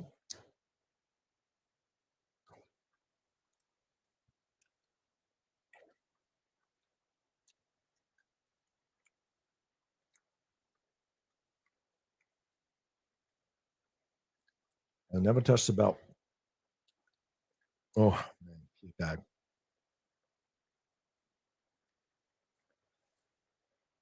Yeah, I don't know. I'm just saying. Yeah. Yeah, that's a great point, Michael. Triple H is not good at booking champions. Very possible because there have been a lot of runs under Triple H's rule that have not gone well. I mean, Roman is a whole nother ball game. Roman takes care of business, but like pretty much everyone else. Yeah, here, see this comment. My amount of comic book. What happened to Tiff, man? Justin saying, I love Tiffany time, but his time as champion is about to run out. Shelf says she does her comic and 100% into fitness for sure. El Grande Americana 2.0, maybe. Tiffany's run has been very meh. Yeah, Shelton, you know what I'm talking about. You know what I'm talking about. Shelf says Tiff is not ready. This was not a good run. Yeah, I agree. It's exposed how green she is. And Clarissa agrees as well. I know Clarissa's like more barometer. Like if I have an opinion and Clarissa agrees with me, that makes my opinion even more valid in my mind. So I appreciate that, Clarissa. We're on the same page. But when we disagree, it makes me think about my opinion a little more. So I appreciate that from Clarissa. My man says, I like Tiff, but I like her more when she was with Nia for some reason. Yeah, because Nia was like protecting some of her flaws. And I agree with you, Clarissa. If we thought Tiff was bad, Jade isn't about to be. I know. I'm dreading this match. This match is gonna be, like, rough. Wow, Haskell's his bathroom break. That was like the Sami Zayn match, in my opinion. Shelf says she should have been put in the middle card and should have been with the U.S. title. And I agree. Work her way up. Work her way up. Oh, you're welcome, Clarissa. You know I mean it. Here we go. What is escape spiked? Holy shit.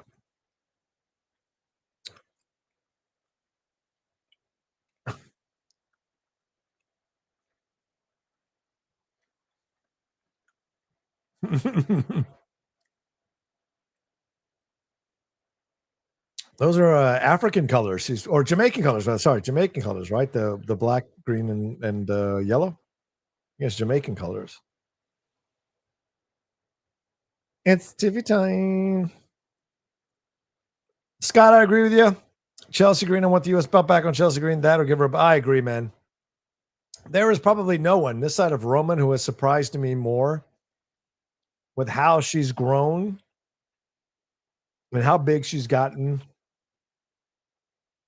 So I remember we did a live show about Chelsea years and years ago, and she followed me and Aaron because Aaron was praising her at the beginning of the show. Then by the end of the show, I was criticizing her, and she unfollowed me, and I might have even blocked me if I remember correctly. So, but to see how far she's come and how great she is, I'm a big fan of it. So I hope they give her the belt back, I guess. Well, I hope eventually she's the champion because Chelsea wrestles a good match, tells a good story in the ring, is good on the mic, funny as hell on the mic.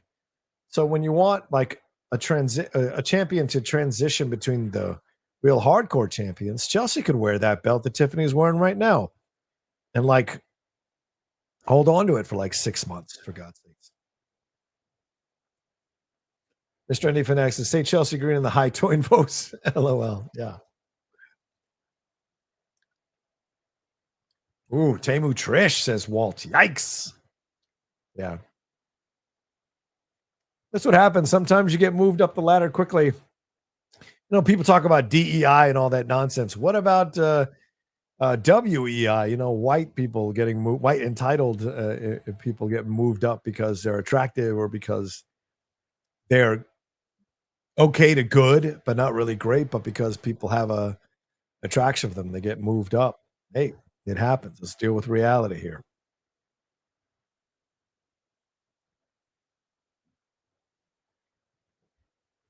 But shout out to Alicia's hair every premium live event. She always brings it, man. It's hilarious. Yeah, Disney, I did see it. I answered it, I think. Disney Collector, the AJ. Oh, sorry.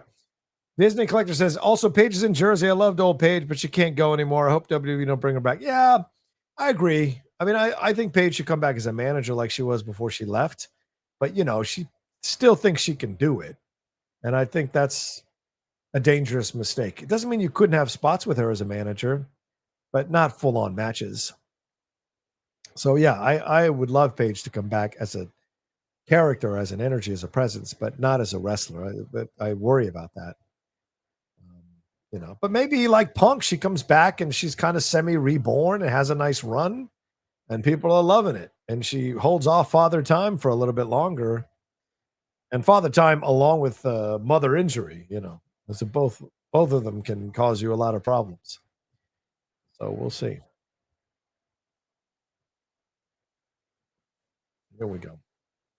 Maybe just do the match from this distance so we don't see all the botches and all the mistakes. Oh, boy. Wow. The crowd did not react to that. Oh. Oh.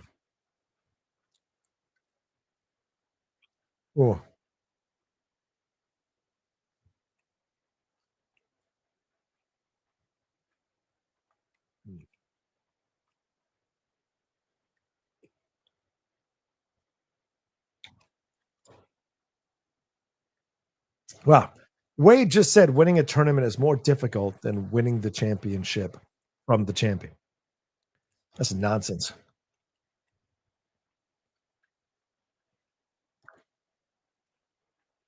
Winning a tournament Obviously, it's pre-scripted, right? But nobody gives credit to winning a tournament if you can't win the belt. That's like winning the season, but not the Super Bowl.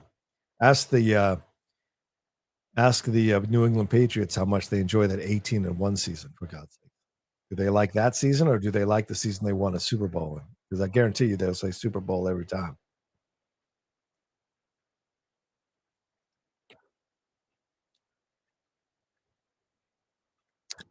Mm.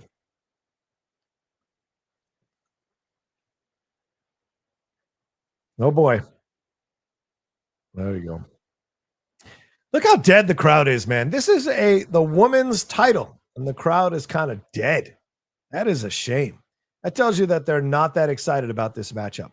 No matter what Triple H thinks in his brain, they're not excited about this matchup. Look at us dead. You could order a beer right now. Oh, wow. Nice. That was almost dangerous. Goodness Christ. She almost broke her neck on that one. Amazing.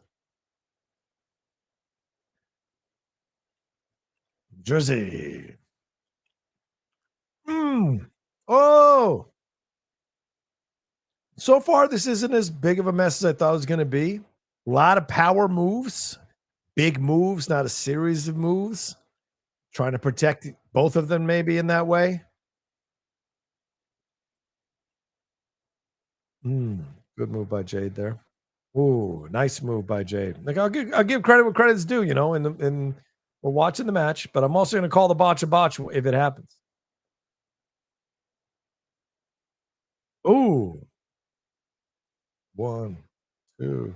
Oh, look at her. She just kicks out easily at 2. Like you want to be go to 2.5, 2 3/4 for God's sakes. These are the little things. Again, these are the little things that separate the greats from the goods or the still getting there. Look, 1, 2, and she's up already. See, her arm isn't even coming down yet for 3. It should be coming down for 3 because that was a pretty powerful move, and you want to sell it, you know. All right, here we go. Ooh, look at that. Oh my God. See, that is so bad. Oh, there we go. Ooh, what are they? Oh, good move there by Jade. Yeah, that reverse is bad.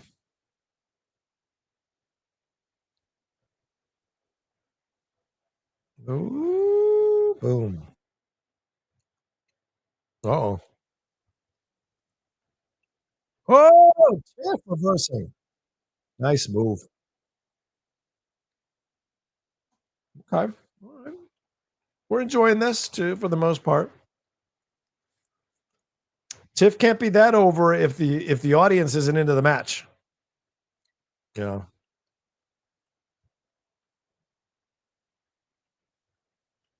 Michael says shows how great Naomi is that she was able to get. Yeah, I would agree with that.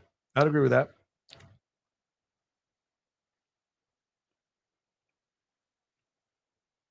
Hmm.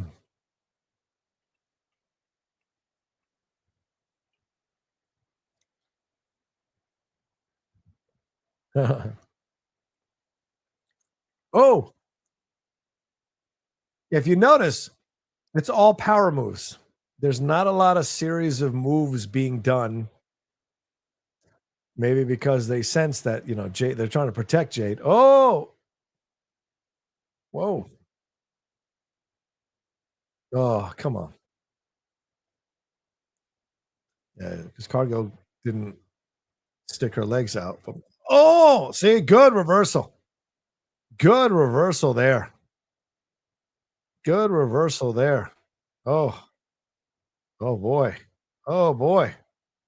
Now let's see how she does this. 1, 2. Oh, oh my God.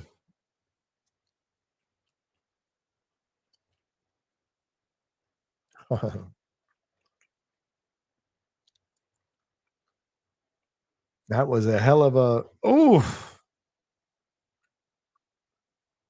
Oh. But look how she helps her. Like, you know what I'm saying? You don't want to telegraph that shit. She literally helped Tiffany put her foot on the rope, man. Oh, what was that? Oof. Wow. Oh.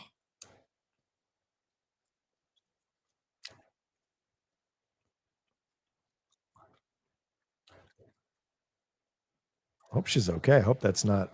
Hope this is a sell or a work. Oh yeah, clearly if she's climbing back up the ropes with her. Oh boy. See, it's all power moves. This entire match is all power moves. This isn't wrestling. This is like 1980s wrestling. Maybe they're doing this in honor of Hogan. Whoa!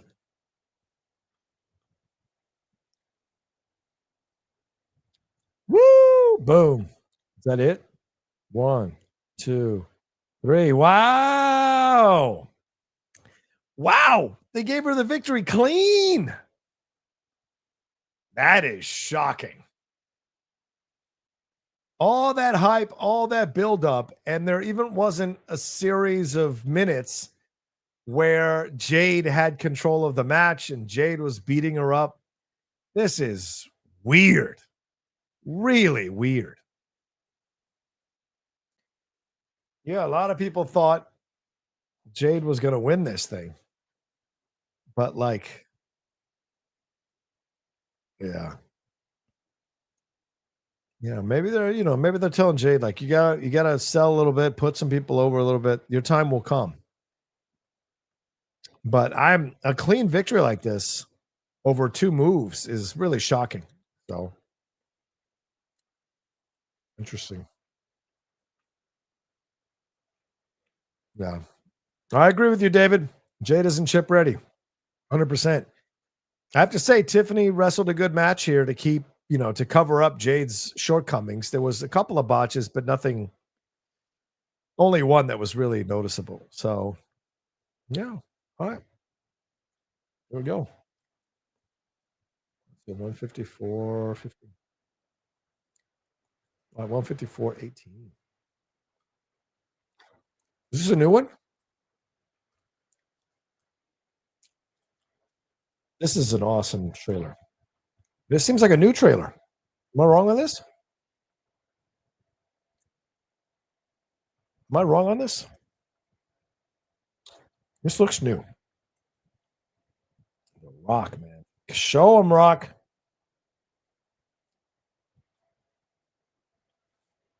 Come on, Rock. Nice. Oh, that's a small little TV spot. All right, respect. All right. I'm not even going to tweet about this. Normally I would tweet about this stuff, but I'm not going to bother with that match. What do you got, guys? What do you guys got? John, do you think having less house shows, less matches is affecting quality? Yeah, I mean, I think that's fair, actually. I don't even think that's a bad thing to say. So, yeah, new cut. Yeah. No one should win the title on their first attempt. Got to chase a little bit. Hogan didn't chase the title at WWE. He literally won it on his first attempt, beating the Iron Sheik, for God's sakes. If The Rock wins an Oscar. No, bro. No. He might get nominated, but they won't give him the Oscar. And even as a win a simulation. Listen, anything's possible. It hasn't been a strong year for movies, and we're already in August, the 8th month of the year. So to me, there really hasn't been that many performances that you would write home about. So it's very possible. Wait, does it come out this year? Wait, hold on. When's the Smashing Machine? I think it is this year. We should have these memorized. Oh, it's a 2025 year film, so October 3rd. So yeah, my birthday month. Respect. This Oscar winner Dwayne Johnson just sounds odd. So does Oscar winner Jamie Foxx, right? So, like, when he was doing that character on In Living Color, where he's dressed up as that terrible stereotype of a black woman, which really doesn't hold up when you watch it now. You know, who thought that was going to be happening? So, who? I don't know who this is. Hey, Cardi B, nice. Hey, there you go. She's clapping for herself.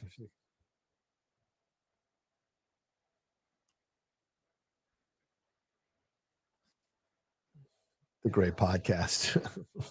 I'm so. This is a bad podcast. Come on now.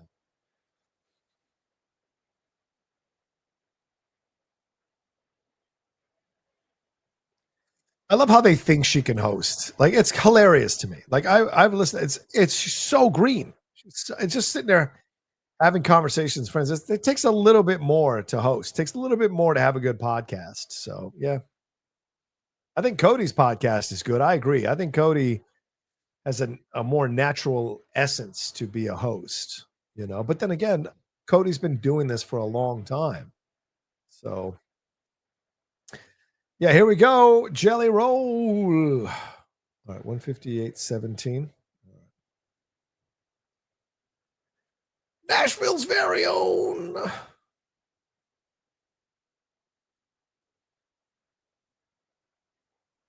mean, this is kind of go get food time as well, isn't it? This is bad stuff. We're almost done with night one, huh? It's kind of crazy. Already at the almost 2 hour mark.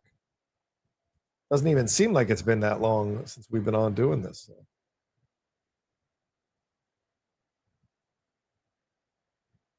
Oh, Randy. Oof, Randy. All right, what time is it? 5 o'clock. All right, I'm gonna have my protein bar. So I apologize for eating on camera, but I gotta maintain what I gotta maintain, y'all. Oh, Claymore.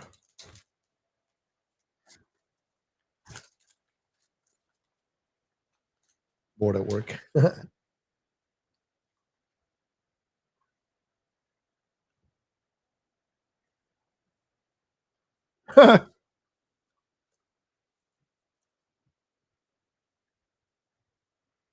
Walt is not enjoying the SummerSlam. First SummerSlam ever.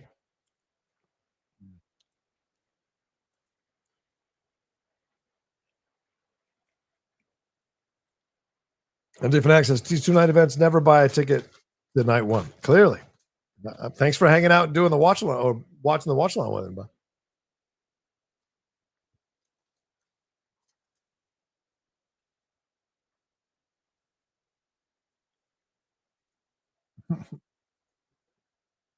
Yeah, Sheldon said there's no bathroom break matches tomorrow night.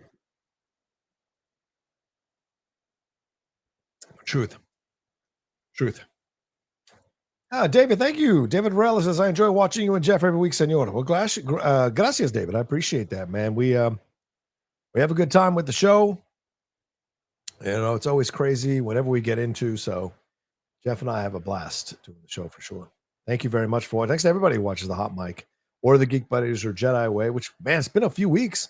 We haven't had a lot of Star Wars content, which is why we haven't done a show. So we got to figure out something else. Oh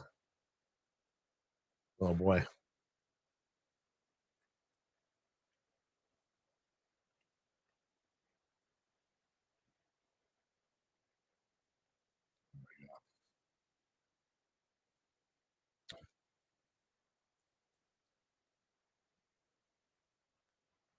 Mm.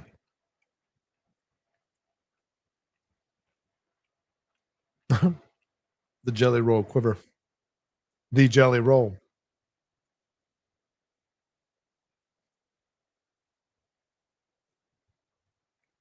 Randy is so stacked, y'all.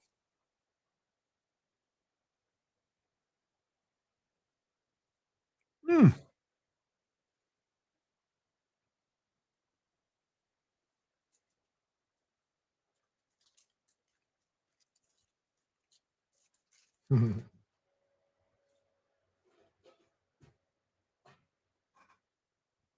All right. Well, gave me time to eat my protein bar, so thank you.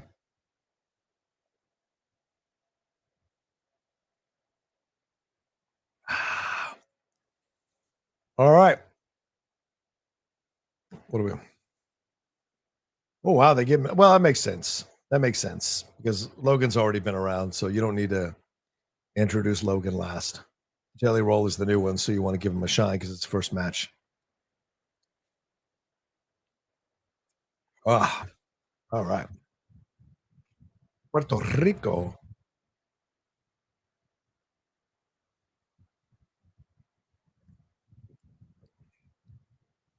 I guess I didn't know that about Logan, the Puerto Rico stuff.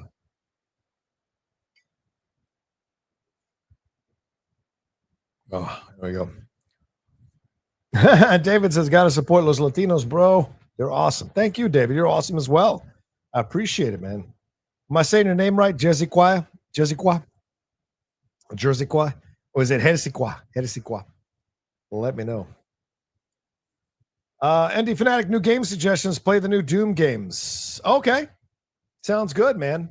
I'm doing my second pass through Ghost of Tsushima. Man, the first week was kind of boring going back, but they do add new things in the new game. When you play a second game as a new game, they do add new things to confront. There's a lot of repeats, but there are new things. And I elevated it to hard plus. I tried lethal plus, and I'm just like, I got too frustrated, started throwing the controller again. So, but yeah. Oh, Jelly Roll. He's still humble. My man in comics says, his intro song makes no sense. Is that the point of it? Yes. He's trolling you with his song. There we go. Yeah. Drew McIntyre. Listen, I just want to get this match to get to CM Punk. And Gunther.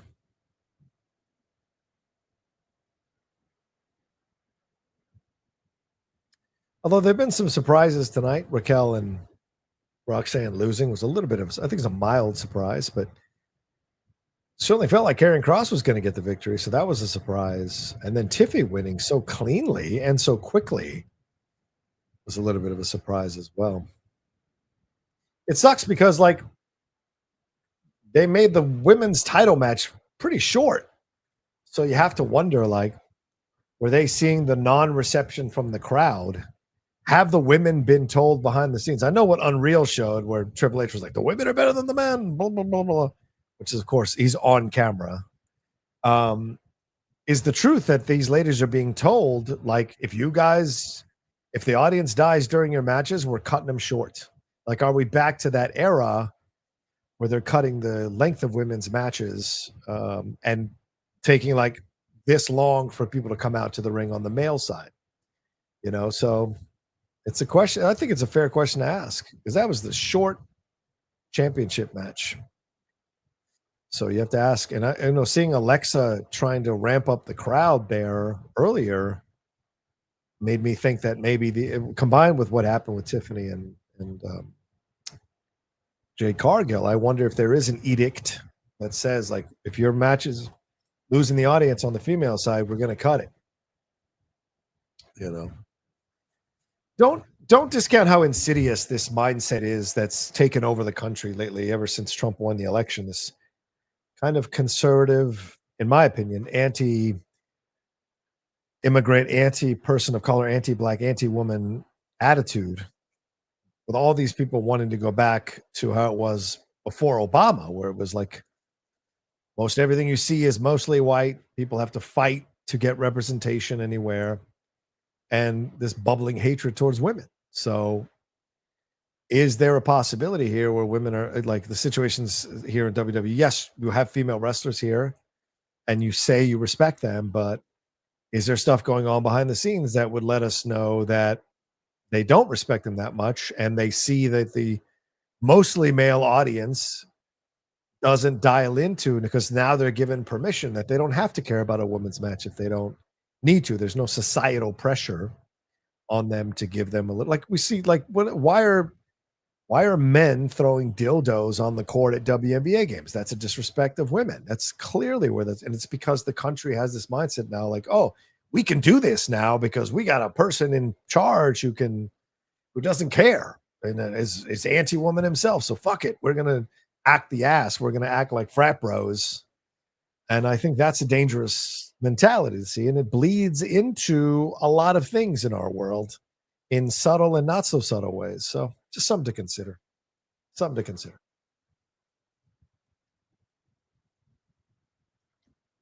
It could also be that they knew Jade can't go for a long time without being exposed. And that begs another question. I mean, 8 years of giving her an opportunity. When does she get good enough to carry a match? You have to ask yourself that question as well.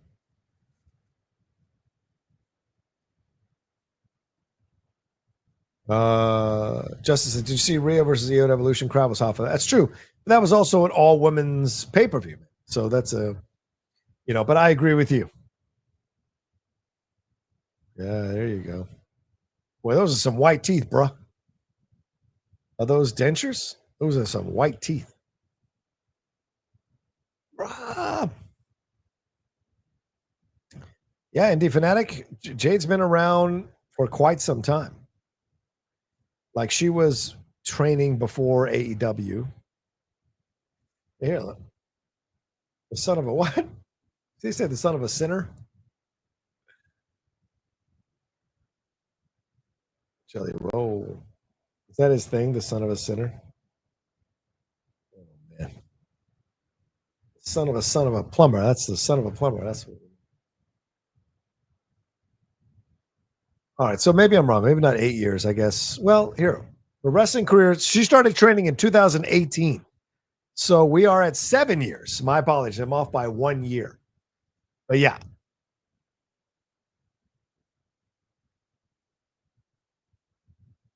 I'm not going to make a comment there.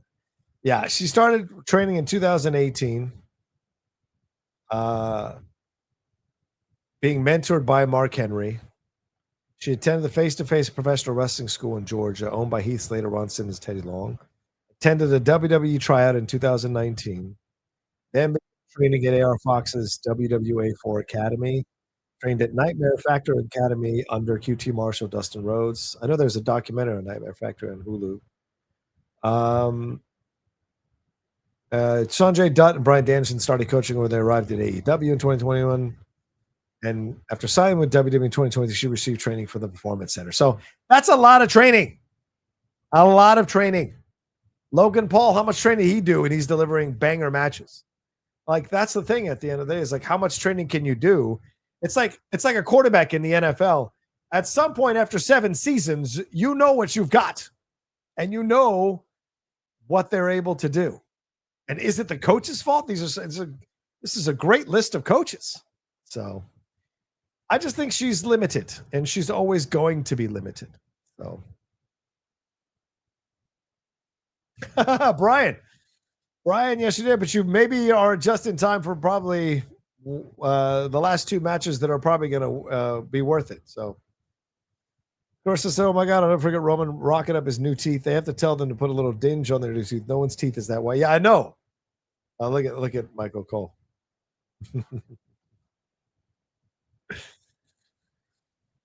Chris Krause says, John, you going to be showing up in Christian's pilot? No, I think he's shooting it all in New York. So, and I'm cool. Honestly, I'm good. I'm not trying to fly to New York to be in a pilot, or if he's going to do it in LA, I'm sure he wants to get actors of note and name. And to be honest with you, I'm kind of retired, happily so. Schmodown was a lot of fun, and that was fun acting because it was combined with competition, which I like. So, but getting back in front of cameras or in front of, like, I don't know how much of me wants to do that. So yeah. Rocha, he said they do in LA. Yeah, exactly. So he hasn't asked me about it. He hasn't told me about it. And so, oh damn, Logan. Wow. Yeah. Wow. Jelly, welcome to the business. So yeah, so we'll see. But no, no. And honestly, I'm not taking it personal in any way, shape, or form. I'm cool.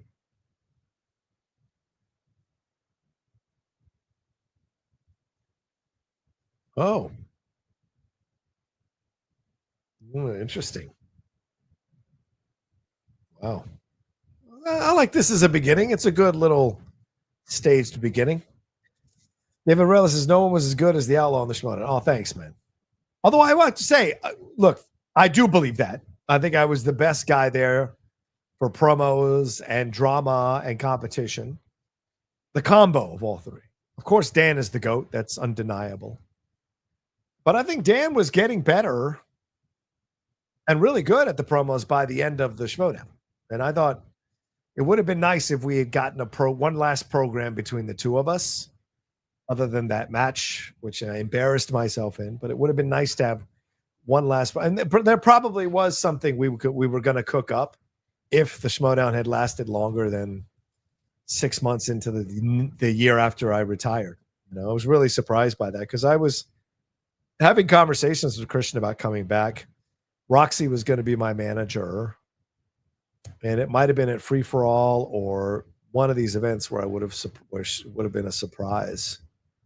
But yeah, it would have been nice to have a promo off with Dan.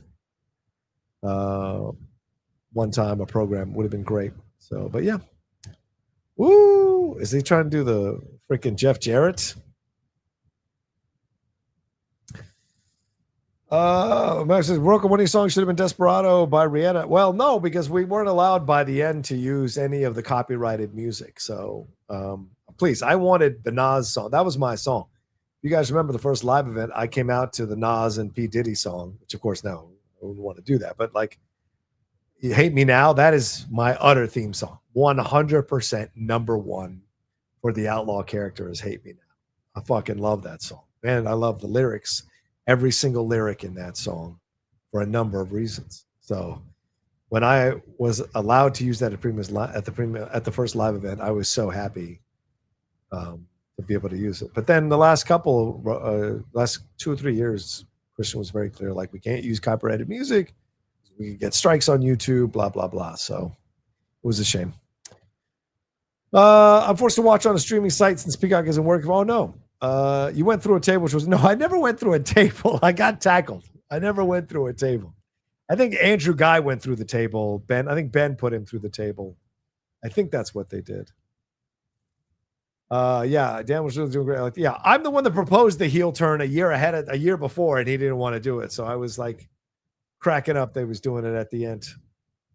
Plenty Evans and Bibby was literally a beast, man. He was great. Yeah, Bibbs was great. Yeah, as I've said before, some of my promos at Bibbs or some of my comments were out of line with Bibbs, and but they made for real drama between the two of us, and I haven't talked to him in a long time, but like, we made up pretty big, and I always appreciate him and read his stuff, and Bibbs is great, and he's off social media. I haven't seen him on social media, at least on Twitter. So, but yeah, always respect Bibbs.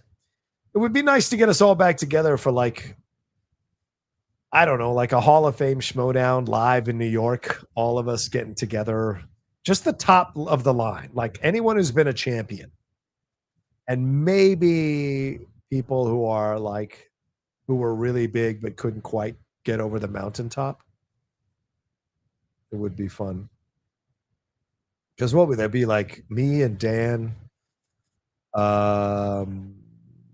Marissa, right, Bateman, Paul, Rachel, Clark. Who else was champion? Oh, Irwin.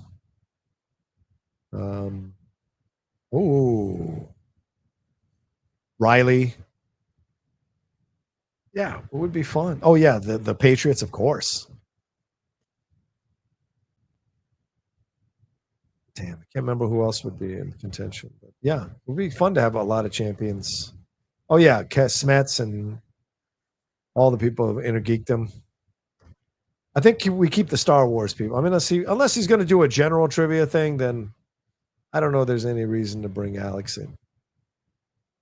But maybe one Star Wars match, for fun. I don't know.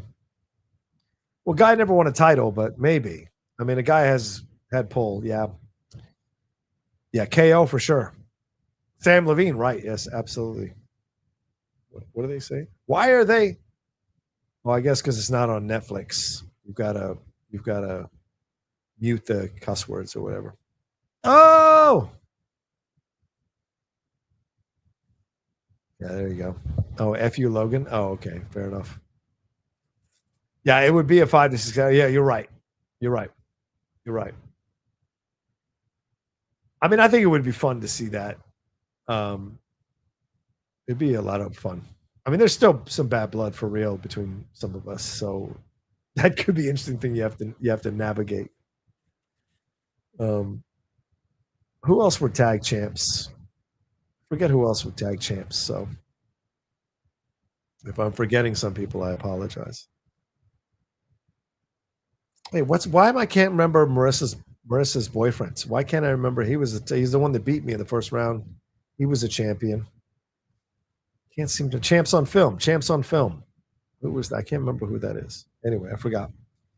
Thank you, Ed. Yeah, we got 100 of you joining us right now. Thank you so much for hanging out with me live as we watch this SummerSlam event here. This match is kind of rote, not really that exciting, but we're watching it. The Jelly Roll's holding his own. No complaints so far for a guy who's, doing it for the first time in this kind of a situation. So he's selling well. Adam, right. Adam, that's right. Adam Collins, that's right. So yeah, Adam would definitely have to be a part of it. Bibbs, of course. Yeah. So yeah, it would be fun. It would be fun to do some kind of Hall of Fame or one night, like WWE did that one night only, right, with ECW. I mean, if we could do that in a Hammer, I mean, imagine that. Imagine the one night only Schmodown event at the Hammersmith Ballroom. That would be amazing. Is that even erect? Ed, is that still even around the Hammersmith Ballroom? I don't even know. But, that would be a lot of fun to do it in an ECW arena. Oh, my God, that'd be a lot of fun.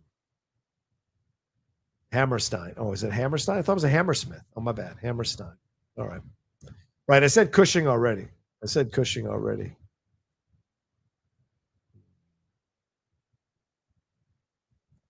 Oh, Kalinowski, of course, for sure. And Chance, of course, because they were champs. Right. So, yeah, could be fun with a lot of people to do it. Probably be to save time and money. It'd probably be a lot of 5-man matches or 5 or 6-person tag team matches or whatever. So, yeah. Oh, they did get married? Oh, that's great. Adam and who got married? Adam and Marissa, they got married? Well, Max, this is what Roxy did with Janine was amazing. You worked with Roxy, you would have got all the belts and all the records. That was good and fun promo. Oh yeah, I remember that one. That one just came to me as I was talking. Christian gave me some guidelines of what he wanted me to hit. Oh, Claymore. That was amazing. Yeah, Christian gave me some notes, some points. He's like, hit these points, make everything else up. So, and then all the belts, all the records just came to me in the middle of a promo, which was a lot of fun. Still my favorite shirt ever. It was all the belts, the way that was designed was pretty awesome. Oh, Adam Marisol got married. That's awesome. Chris says, so was getting into commentary, reviewing, and hosting something that was a conscious choice, or was it something that started off as a gig while you were pursuing acting? No, it was. I got into it because Dagnino, yeah, Dagnino, I guess, for winning the managers match. Hammerstein. So is the Hammerstein. All right, fair point. What's the question? Oh yeah, no, yeah, it was 2015. I just went through a pretty shitty breakup with my ex-girlfriend, and Christian was like, he saw, he'd seen some of my posts on social media. And so he was concerned about me, and he was said to me like, "Hey, man, would you be willing to come on and be a guest on the Star Wars show that I'm hosting with Tiffany? You know, maybe as a way to help you deal with this thing, get your mind off it." So it was from a good place, you know. And so I was like, I turned him down initially because I said, like, you know, I don't know. I'm not one of these hardcore Star Wars fans. I'm more of an everyday Star Wars fan. Like, I don't want to insult your audience or make it seem as if, you know, I'm, oh my God, look at him preparing for this. You're looking up the whole time. What are you doing? Keep your head down. Oh my God. Oh my God. Wow.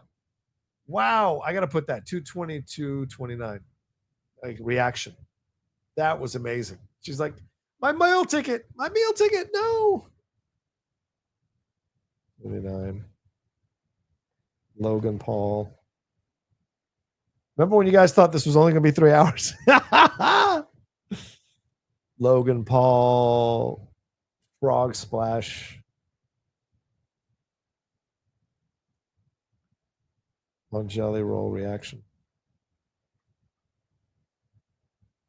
Wow. Wow. That was amazing. Oh. Are they doing a fucking Mick Foley thing where he's gonna be like getting back up off the dresser?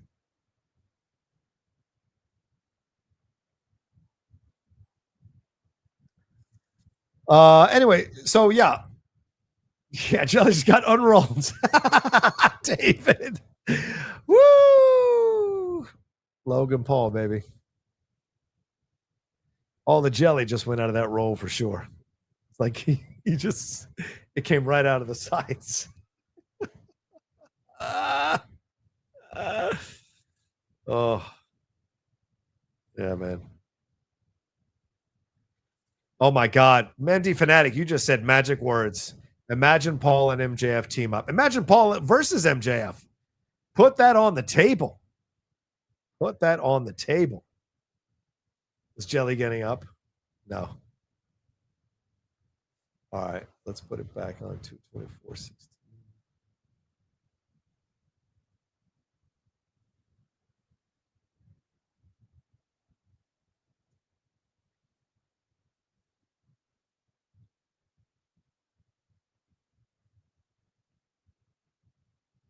Oof.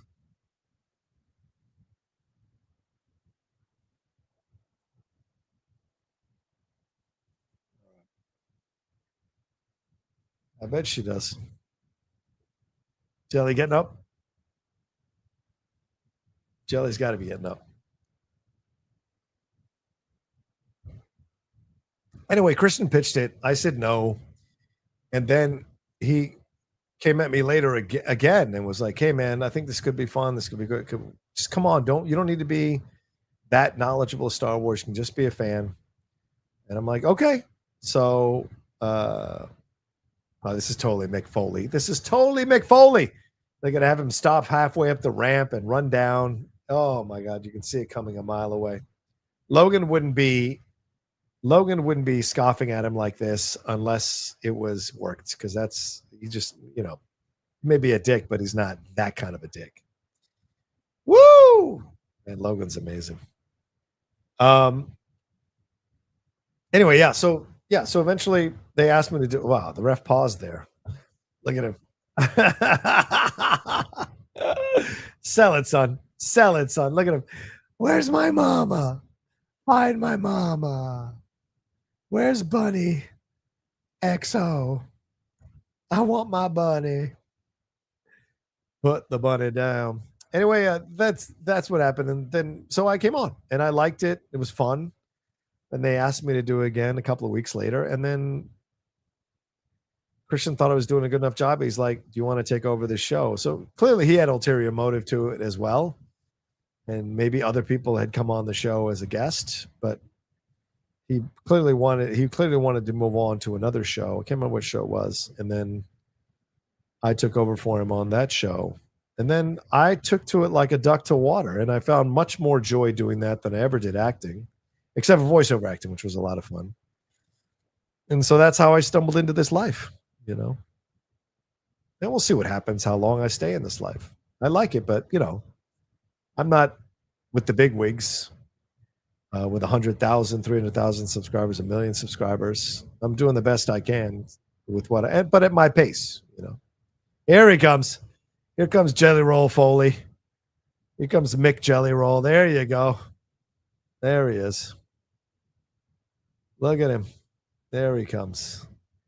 Jelly Roll Foley. Get in there, Jelly Roll Foley. You can do it. You can do it.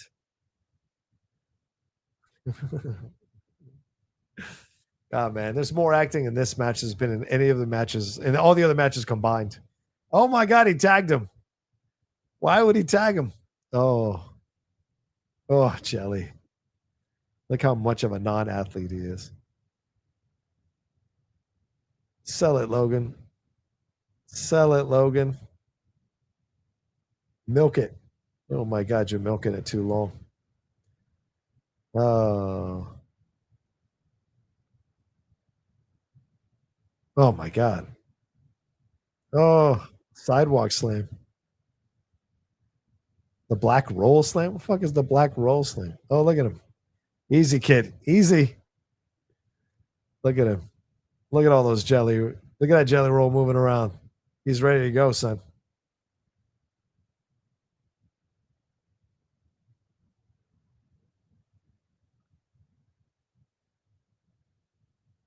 Oh my God. Yikes. Oh, there you go. Beat him, Logan. Now I want Logan to win. Oh, great reversal. Look at it. He's just barely on top of him. He's barely on top of him. Oh, Claymore. Good night. Oh, RKO. Wow, he took that so well. Out of nowhere. Oh my God, is he going to do his fucking frog splash? This is the game. Oh my God. Jelly, stop selling it by crossing your fucking arms. Game over. Yeah. You know what? That's believable.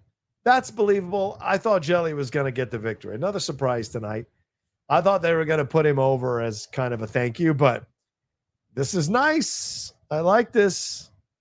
Jelly got his moment. Jelly looked like he was amazing to come back from those injuries, but you have a superstar in Logan Paul. Regardless of what he does outside the ring, because he's a moron outside the ring. But you've got a legitimate superstar in Logan, and he will have that main belt around his waist sooner rather than later. Like, the kid is just too fucking good at this to not. So yeah, Jelly Roll acquits himself well, and this was a better match than I thought it was going to be honest with you. But that's the moment. This is the moment. Jesus Christ in heaven, God love him for taking this fucking bump, Jelly. God love him, because I mean, no matter what you do to brace yourself, and Logan, to his credit, took a majority of that on his knees and elbows, or his forearms, but Jelly still, that's a large man coming at you at that speed from that height. You're going to take some hits on your stomach. So respect.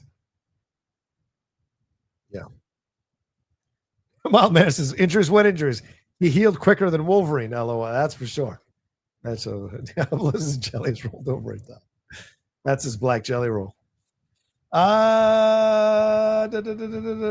Julius wants to, do you think Terry will actually get traded? No, I don't. I think Terry's nowhere he can go that's worth a damn with the level of quarterback that he's going to have with Jade Daniels.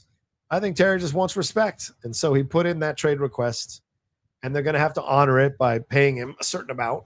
And so I think that's fair for Terry to hold out for what he wants, the team to hold out. Everyone's got to save face. So everyone's got to, all right. I'm going to use the restroom real quick. I'll be right back.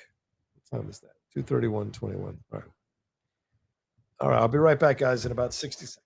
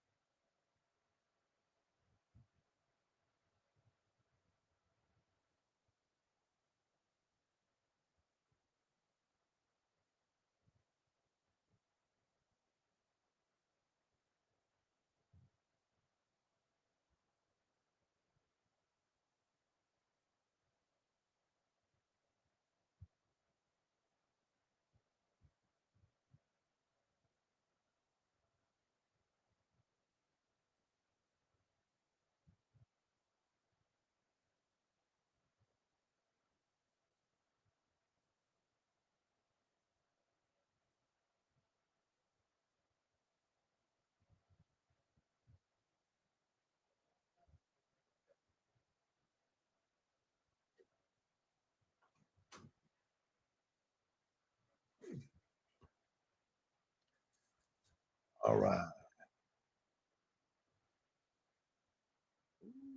Black and yellow, black and yellow. What's up, y'all? Back. One more match. CM Punk versus Gunther.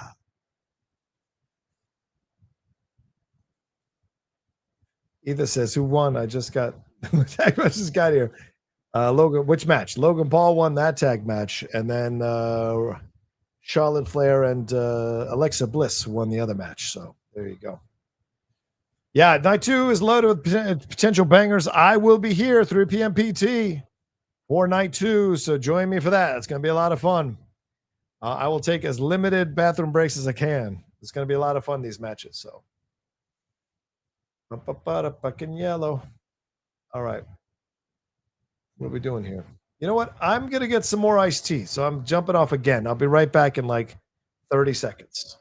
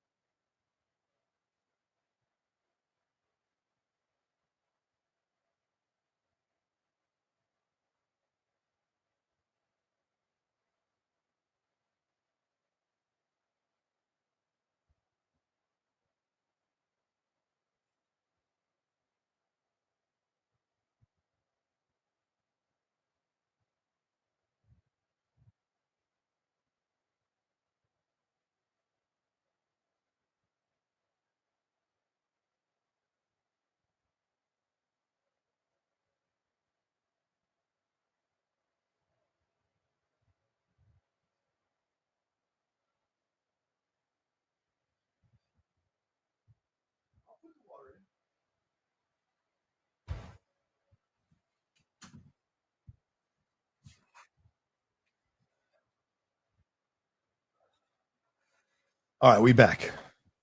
Just in time for CM Punk. Baby. That's my boy. When did this start? About a minute ago? Let's say 2:35.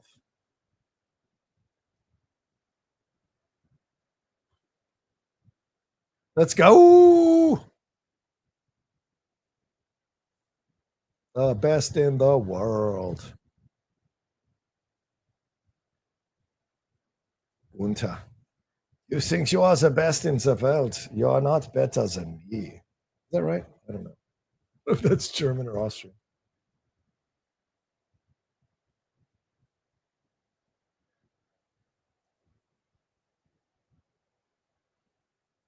I agree. It is time, for God's sakes. Here we go. All right, 100 of you joining. I haven't even put any call outs the whole time, but I'd love it if you guys hit that like button on this video as you're watching it. Also, if you haven't subscribed to the channel, please subscribe down below and hit that bell button so you see we're dropping all the content we do here, the Hot Mic, the Jedi Way, the Geek Buddies, My Trailer Reaction, Spill the Tequila on Tuesday nights.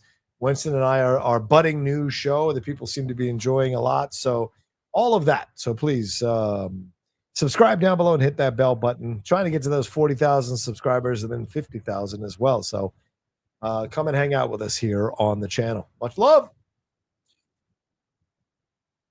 All right.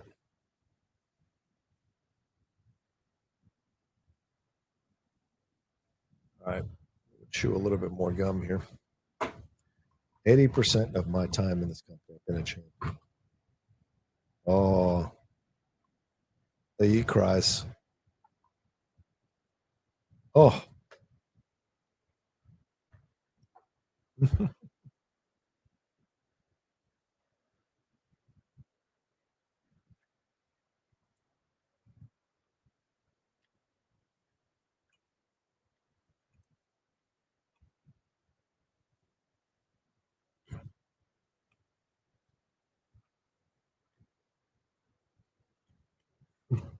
Great promo.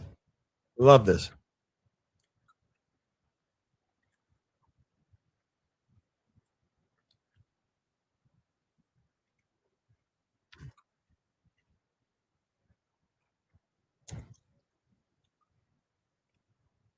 I think this is CM Punk's toughest test to date. Because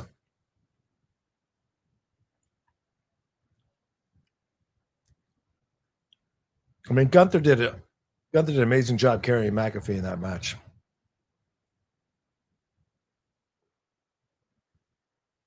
And Goldberg. Ugh. Goldberg. I can't believe Goldberg tried to blame him for that match. Goldberg, you fucking suck. Nonsense. I mean, Goldberg fucking sucks. Sorry. I don't mean as a person. I mean the match.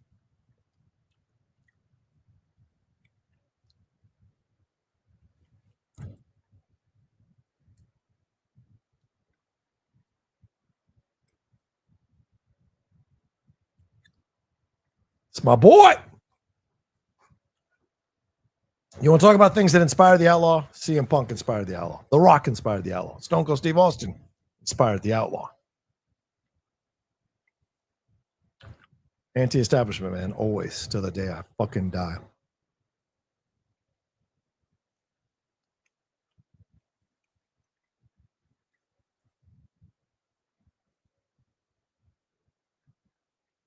The Cult of Personality. Oh, nice. I haven't seen that before. Wow. If I could pull off those colors, I would buy that jacket in a heartbeat. I got to save my money, though, from the new Liverpool kits from Adidas, which are gorgeous. Yeah, this is the last match, Nick, for tonight. Let's go. Say it. Maybe, oh, he's wearing that because of Fantastic Four. That's great. Yeah, the colors are exactly the same. Say it, Ben. Say it. Say it, CM Punk. It's clobbering time.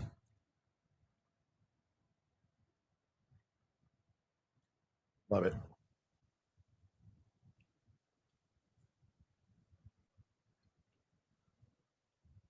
Hey, Ryan. I love a Gunther squash this Punk. Bullshit. No way.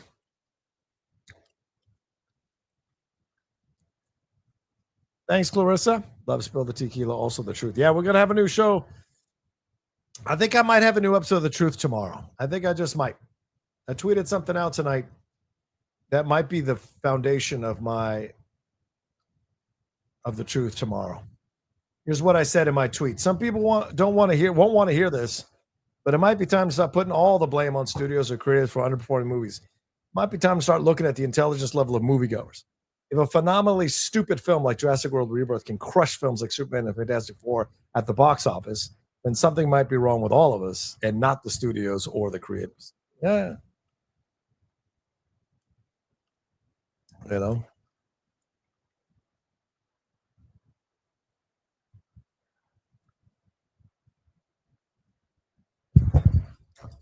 Yeah. Anyway, I'll respond to people making comments. 209 likes, 59 comments. Wow. Yeah. There you go. I like it. People are angry.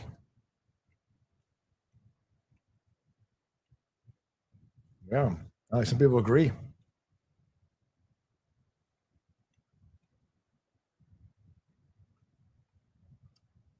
There you go.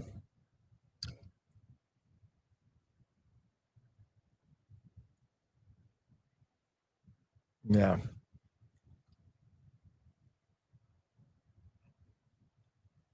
Oh, people getting into it, man. People going back and forth on this.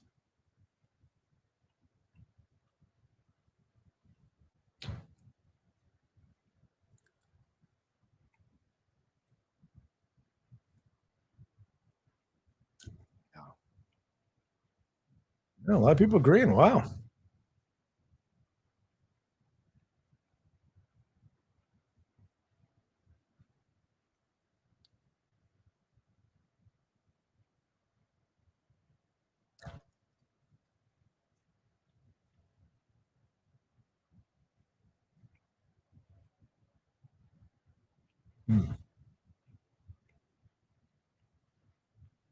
Wow. A lot of people responded to this. So, yeah, this will definitely be. I'm doing an episode tomorrow. Truth, Larissa. I'll go at 9, I guess. So there's a little bit of a gap between that show and the watch along here. So Disney Collector says Seth is injured, but I don't buy it. Punk will win and Seth cashes in. No way. Seth's injured. I'd be so surprised if he cashed in.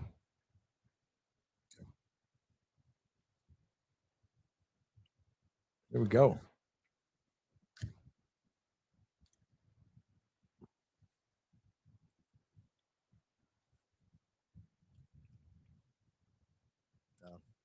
Rocha says multi-layered. Sometimes we put our money behind mindless entertainment and it blows up. We complain about stories, but don't go see them. Or those who call it woke because it makes you think. Yeah, exactly. Yeah. I think that'll be my topic for tomorrow. I'm gonna have to do a little bit of analysis. Maybe I can go 10 to 12 and then go live on the maybe. We'll see. One fall. Are they saying that now? That's great.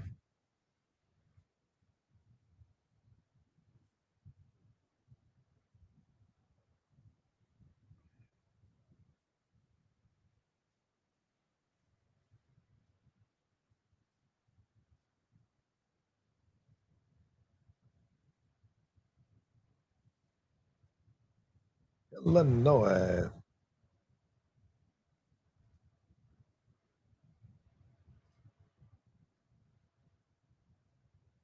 Yeah, baby.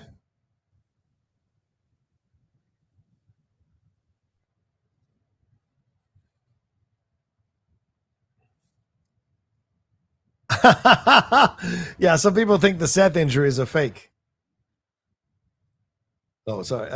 Justin says they have been very vague and top secret on how serious Seth's injury. The dirt sheets have not had any info on what the injury is and how long he's out. Oh, maybe. Does he walk away like do Bron Breakker and them come out and be like, what the fuck? Gunther. But it would make sense to have Seth Rollins stop CM Punk from becoming champion or take the championship away from him. Remember, he did that. Punk did that to Drew McIntyre, if you guys remember correctly, which was an amazing. Was it at SummerSlam when he did that to Drew? I can't remember. Or was it WrestleMania? I can't. Night one. I can't remember. John Scott, to my previous comment, I posted Jay Washington's post his prediction. It makes sense what he said. JW, what he said. Just play my son. CM Punk pulls it off, wins but then Seth Rollins catch up. But everyone's been saying that. What kind of a prediction is it when millions of people have been saying the same thing? It's not that much of a prediction. A lot of people are saying that.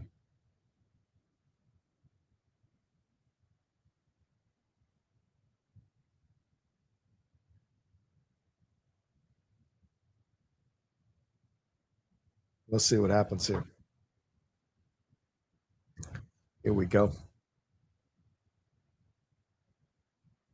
It's a spoiler. Well, a lot of you guys in the chat already are predicting CM Punk. I mean, Seth Rollins showing up to cash in. So, it's a pretty common prediction. Unlike Hulk and Punisher and Spider-Man, which I had before anybody else, no matter what they say on those sites and whatever. People are like, well, you said it was a previous iteration. Who cares? I said it, and no one was saying it. No one even predicted it. So the fact that they kept that into the new script, if it was from a previous script, still counts as a prediction, still counts as a scoop, for God's sakes. The splitting of the hairs thing is beyond hilarious to me. I still need my credit. No, man. You didn't tweet it. You didn't put it on a show. You know, a well-watched show, a respected show, a show that gets quoted, a show that gets credited most of the time. So, you know, kiss my ass with that bullshit.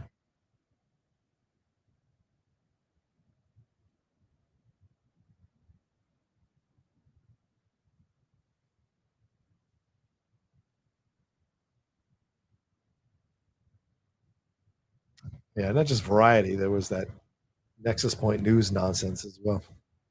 Like all they had to do was say, "You're right, you did have it first, man, but you know, now that it's we wanted to confirm it, but like there was a way to approach me that would have been respectful." And then the way they did it of like, "No, you said it was a previous script and you on your little gossip show." Like those kinds of things like, "Bitch, who the fuck do you think you are?" Like that's hilarious to me. Our little gossip show. Jeff Snyder on his own has more credits than the Nexus Point News. Jeff on his pinky finger has more credits than the Nexus Point News guys have in their entire fucking careers. Like it's madness to me to say that, you know. And I've been in this business 10 fucking years, so this ain't a fucking gossip show, you clown acts. Have some respect. As I said, there was a way to handle that that would have been respectful, but him in his condescending points, fucking clown. Say it to my face, man. Oh, good job by Punk there. Kind of trying to figure out what's next.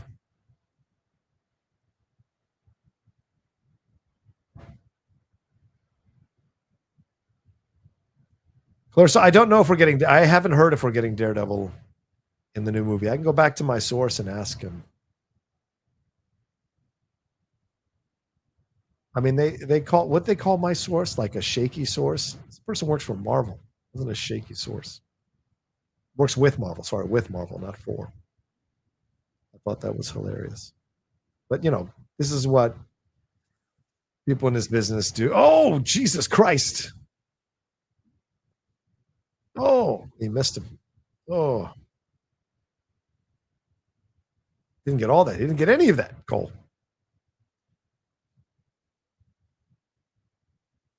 It sucks that Punk's wearing the Fantastic Four shorts and the film came out and you know, it looks like it's going to drop pretty hard this weekend. Rochasaurus, James Gunn. Yes, it was. It was James Gunn. ah, ah. Yes, it was James Gunn. You know what I've heard, John?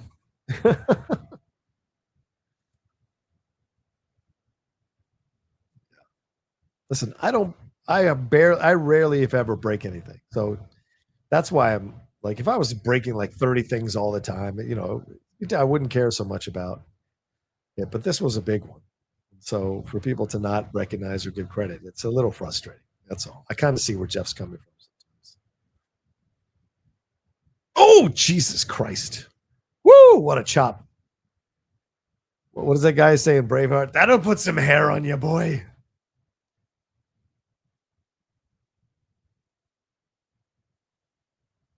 Oof.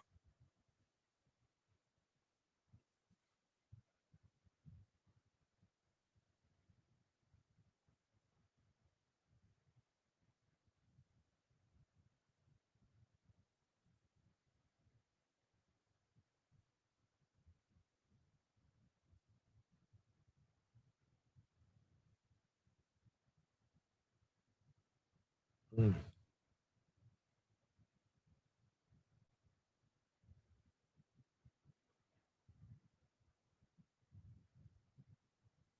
Oh. Oof.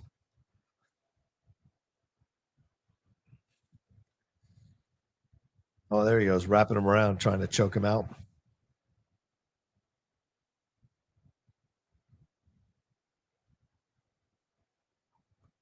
I don't know if this is Gunther's such a methodical wrestler.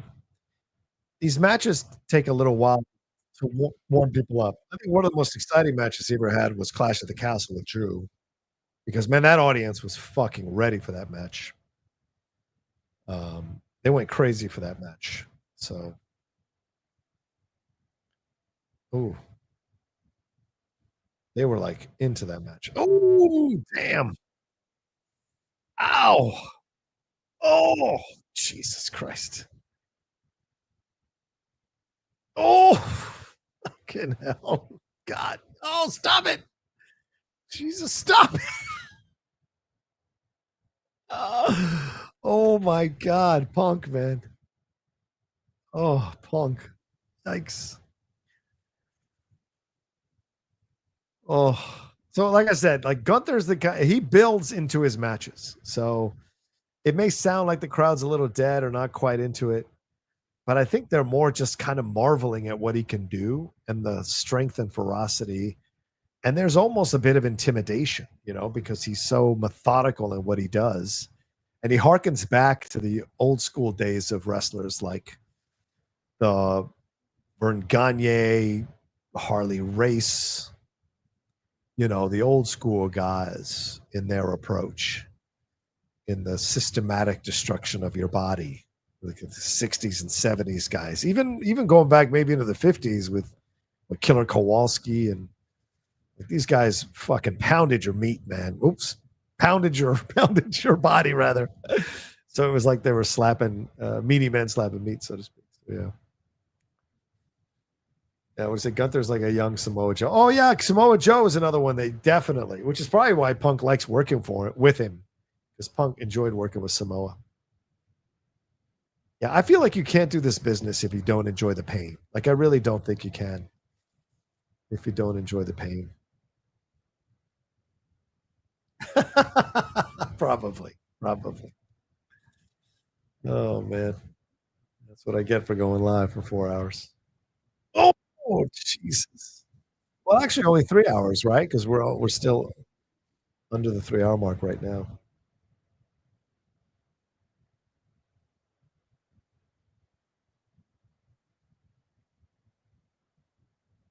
Yeah, even it's got shades of strong style to it as well, which of course that style was inspired by the old school 1950s, 1960s wrestlers and the methodical way that they wrestled. So it's kind of like a Kurosawa westerns thing, where it's like one influencing the other, and vice versa. So, but this is great. Like having Gunther just methodically kick the shit out of him. Then Punk's got to go on these like comebacks. How much do you really want it? Oh, Jesus. I got to be honest with you. I would wrestle a match like this, against Gunther. I would want to see how much my body could take, how far he could take me in terms of the pain and the resilience of my body. Yeah, these methodical ways that he is, the simple things that he's doing to really inflict pain on you. You can do all the Hogan leg drops or stunners, or like this is the kind of stuff that's scary. Look at this. Look at this bullshit. Oh, no way. Oh, that was a little bit of choreographed stuff. I didn't like it. Oh, Jesus. Punk must be legitimately one of these guys they have to check in with all the time, because the ref is down there pretty quickly. Oh, Bill Watts is a good guy to bring up for sure, Walt, for sure. Clarissa said I'd be dead immediately. I don't like pain. Yeah, Shelfs knows. It's very strong stuff. Gunther style works well. They look stiff, but it's all technical. Yeah, it is. It is. ND Fanatics says, Rocha, what would be your dream faction wrestler currently? Oh, Jesus. That's a great question. If I'm doing dreams, then we're doing Seth Rollins, MJF.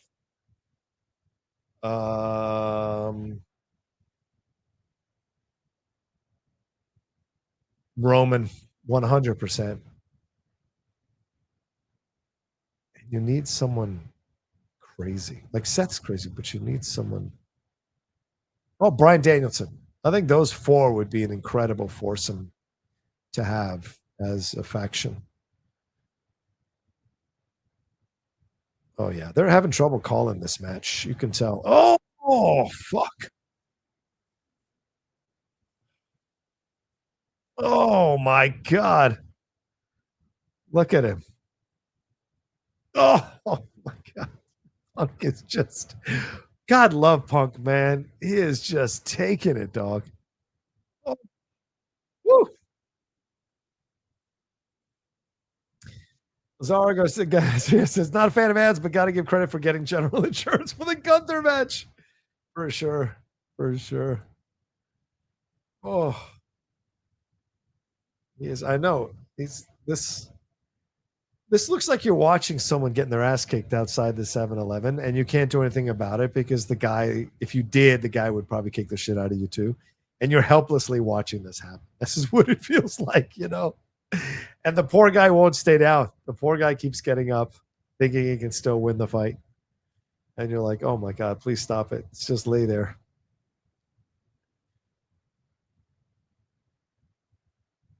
Oh, listen to this stuff. Look at him, man. He looks like an old man in those shorts now instead of the. This is oh, Jesus Christ! I mean, Jesus Christ! He's just punching him. This is He's just punching him. Oh,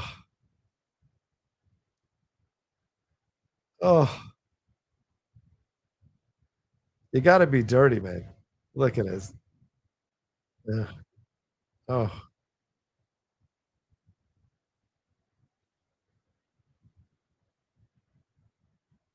Oh. Jesus Christ. You know what they used to say? You know what Gorilla Monsoon used to say? Like, he's performing surgery in there. And that's what it feels like. Gunther is performing surgery in here. And we are all sitting in the tiered old school doctors auditorium watching him cut this person up, and blood is all over the table. Blood is all over the table. Oh. My man's going to be out for 6 months after this match. I mean, this is brutal. How he's not breaking ribs or rupturing his spleen. I mean, he might be pissing blood by the end of this match, for God's sakes. You know, but some guys like to test themselves, man. I kind of respect Punk for doing this, especially at his age, you know. A lot of people have been criticizing him too old and all that shit, but like,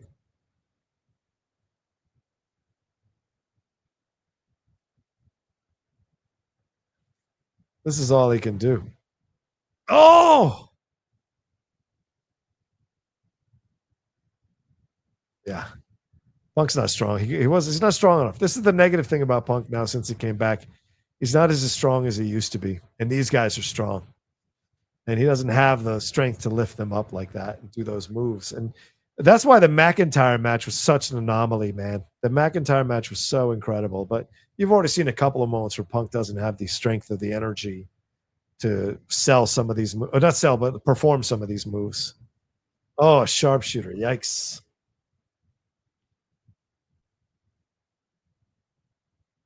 Yeah. Oof. I said he's not going to quit.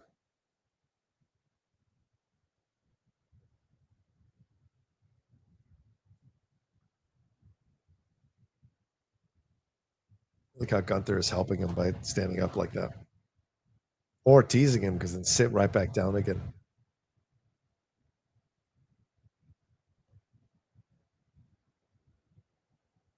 Oh, this is bad. See how slow he is, and Gunther has to let it happen. Oh,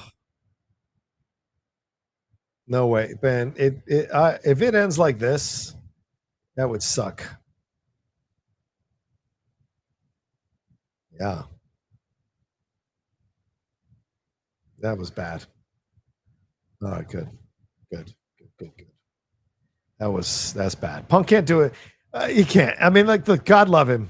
He's game for all of it, but like he ain't got it like that kind of strength, you know?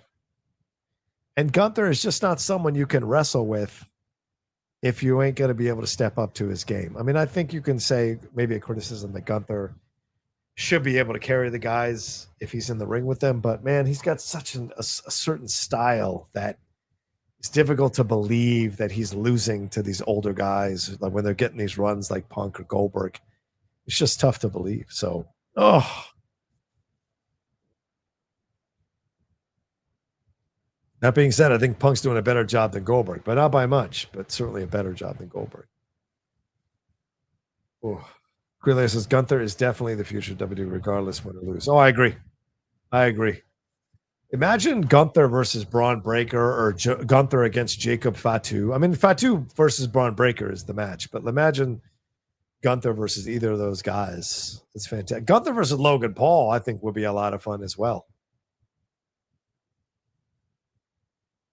Look at it. Look at the steel cage is up there. Lower the steel cage. Fuck it. He's like, how much more are you going to beat this man up? Put him away already.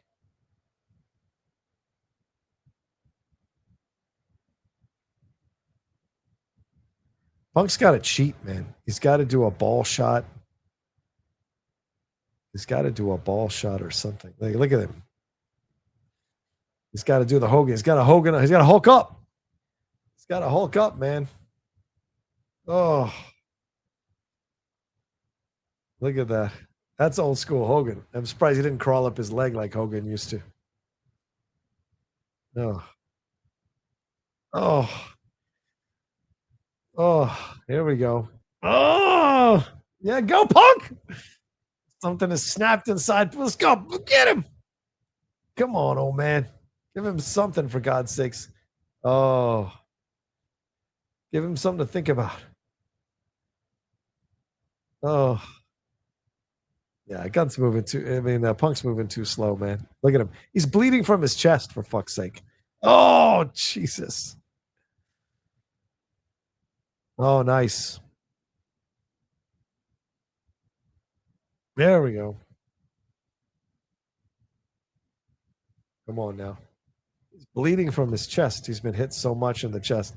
He popped one of the pop corpuscles or whatever it is. Oh, oh,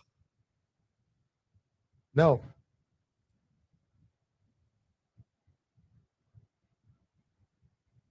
Oof.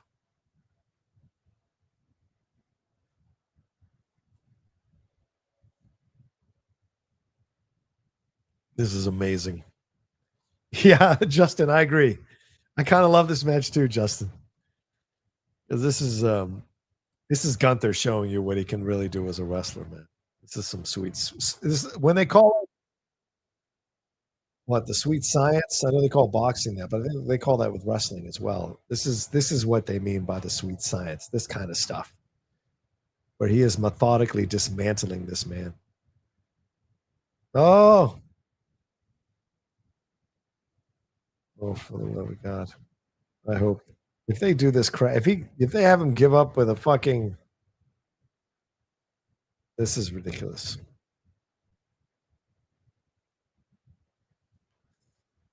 Why are you not? Why are you not? Oh boy.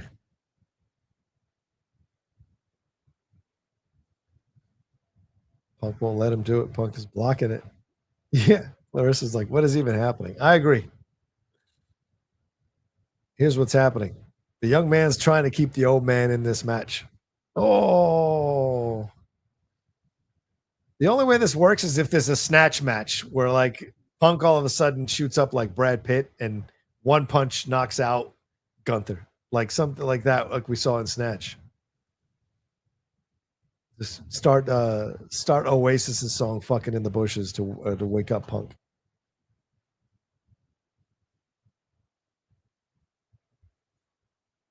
Nice running knee. Oh, no way.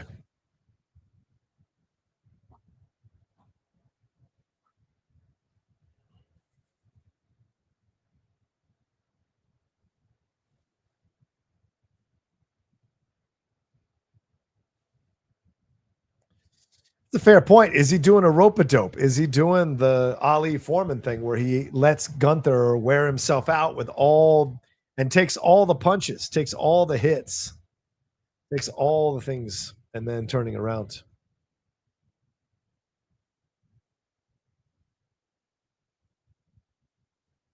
Oh, they are like,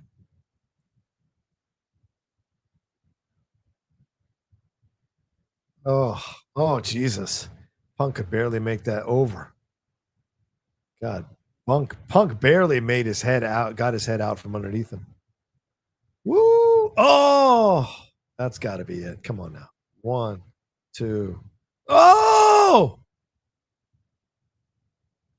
Somebody earlier in the chat said they want to see Gunther squash Punk. I mean, this is as close to squashing as you get without actually squashing. You know what I'm saying? Oof. Clarissa. Oh, this is great. Justin says, I love Punk selling how he's running out of gas. Justin Clarissa's like, is he selling? Agreed. I don't know. I can't tell. I can't tell because if he's selling it, I'm so buying it because it looks real, man. It looks like my boy is, staring at middle age right now or staring at 50 years old and being like, oh, this ain't as easy as I remember. This is rough. Oh, Jesus Christ. Stop it. AJ's got to go. How is Seth cashing in on this? How is Seth cashing? But maybe this is it. Maybe Jay is right. Like Gunther beats the shit out of Punk so bad, and then Punk miraculously wins the title, and then Seth comes out and crushes him because he's so wrecked from the Gunther beating.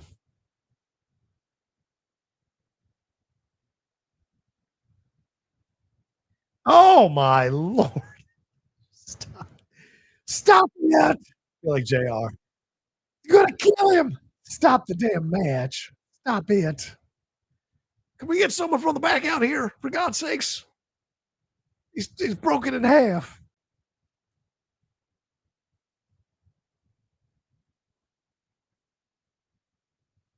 Oh. No. Oh. Oh. Wow. And they're fucking with you, aren't they? They're fucking with you, making you think he's gonna turn it on.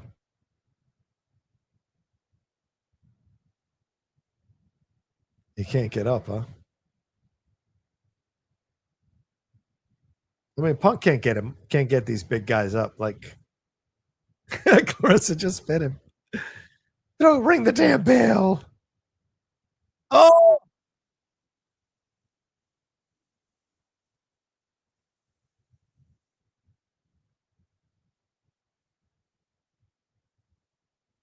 Oh. You know what? You know what?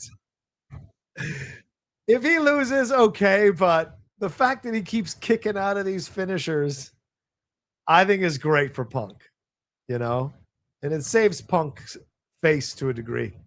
And his timing is great. That's how you do it. You kick out just as the hand is going down for 3. Yeah, this is great. He's going to get the fans behind him with this. This is great. Oh my God, this is great. Oh.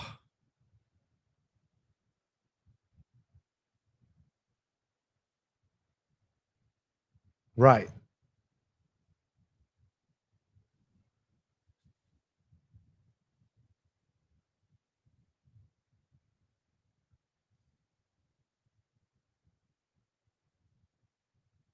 Punk will be a great. Punk's already coaching, some of the younger talents, some of the ladies as well. You've seen that with him, so yeah, he's kind of already coaching. But it's a great point you bring up there, ND Fanatic for sure.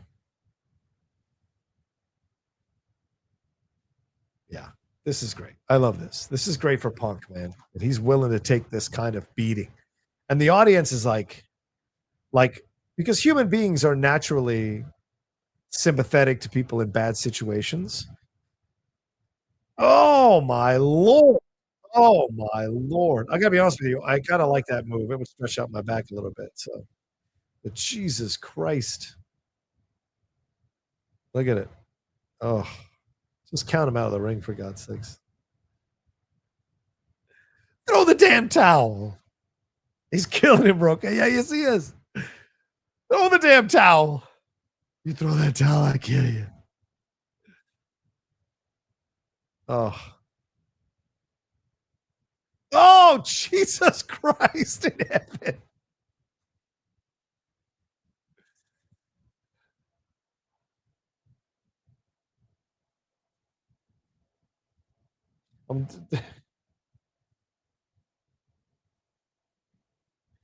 This is what I'm texting Chris and Aaron. Gunther is doing everything short of dropping an anvil on Punk. My God. This is surgery in the 17. This is surgery on a Civil War battlefield.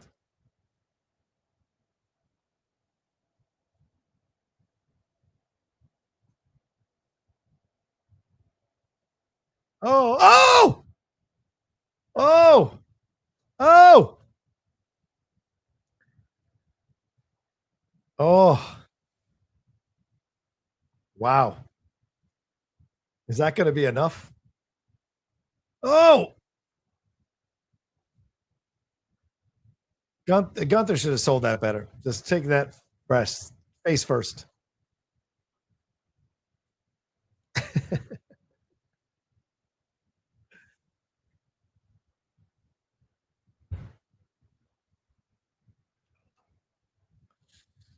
Nick's like, shouldn't Punk be counted out? Yes, Nick, he should be. You know how these things go, bro. You know how these things go, bro.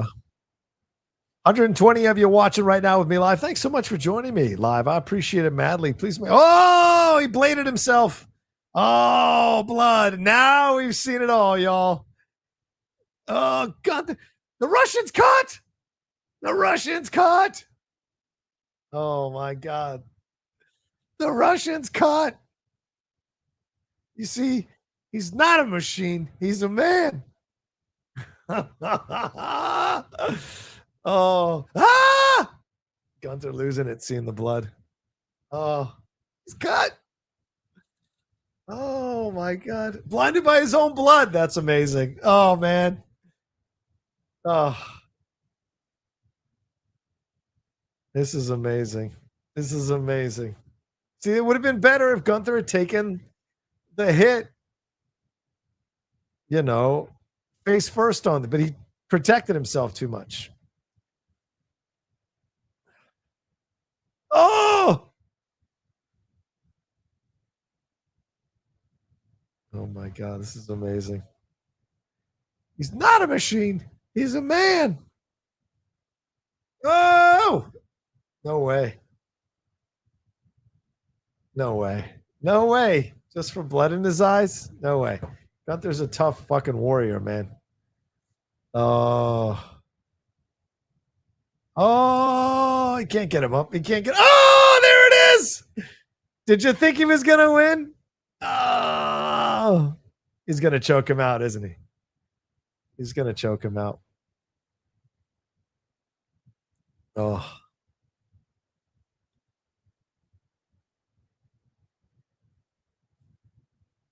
This is great. Look at everybody reacting, man. No, he can't even get him up. Come on, man. Oh. Wade's lost his voice. Wade's like, bullseye. Oh my God. Ball shot. Oh, one more. No. Oh, he didn't even hit him on that one. Come on. 1, 2. Whoa! Oh! What? What? Wow. Wow. Wow. Wow. I am shocked. Now, if Seth comes in, cherry on top of the cake. Cherry on top of the cake. This was awesome. Listen, it's not going to make the top 10 matches ever, but this was fantastic. If only Punk had cleanly hit that second one, I think we'd have been in a good place. Also, I think this should have lasted a little bit longer so that Gunther got more frustrated and Punk slowly but surely got bigger and more of the upper hand as it went along. It would have been a better one. But look, he doesn't hit this clean. Yeah, from behind, it looks like he does. But when you're looking at when we saw it from the other angle, it didn't look clean. But damn, Punk is champion again. Oh my God. Amazing. Amazing. Jesus.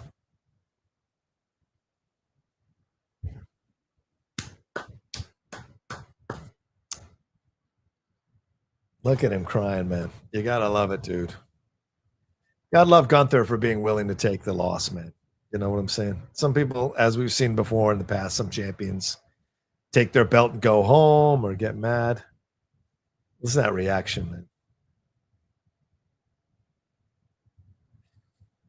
I just think, man, it should have been, he should have been on top longer.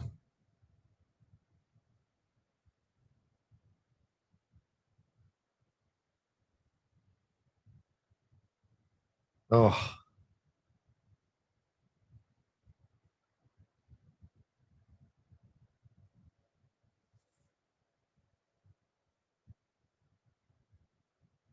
Wow.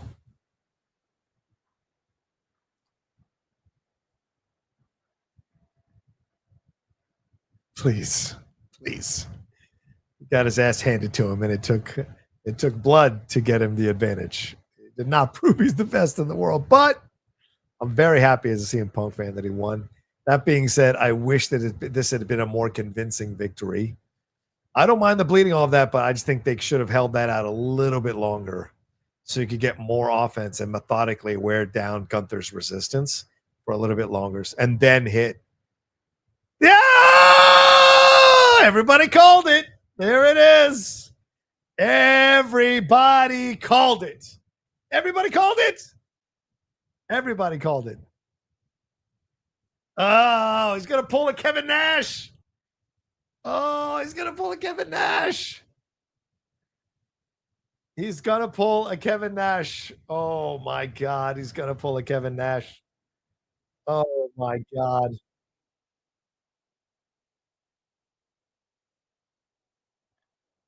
Oh, he's going to cash it. Or is this just, or is he just telling him that he's going to face him? Oh, that was it? No way. No way. No way. No way. He's going to turn around and come back. They don't keep the camera on him that long unless he's turning around to come back. There it is. Oh, shit. Oh, shit. Oh, shit. Oh, no. Oh, no. Oh, my God. Yep. Wow. Wow. Wow. Oh, boy. Yep. Fucking hell. Fucking no way.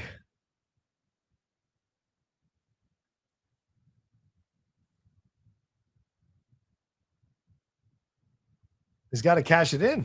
He hasn't cashed it in. They haven't even rang the bell. Oh.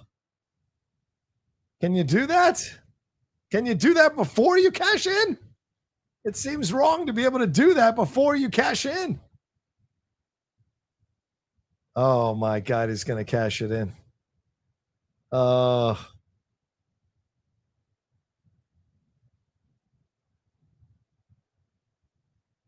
my God, look at that reception. People are so fucking excited to see him cash. Oh, yeah, that's it. Yep, there he is, champion. Wow.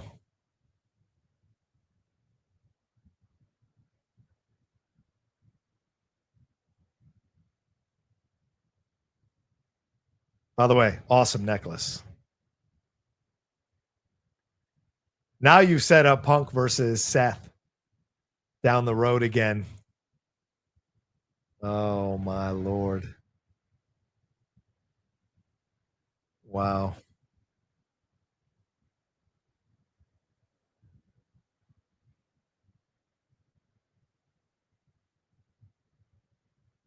Wow. Wow. Oh, of course, Bronson's the first one out there. Where's Bron Breakker? There he is. Ooh, what's wrong there? Did he hurt himself in the match? Who's going to come out to protect him? No one? Wow.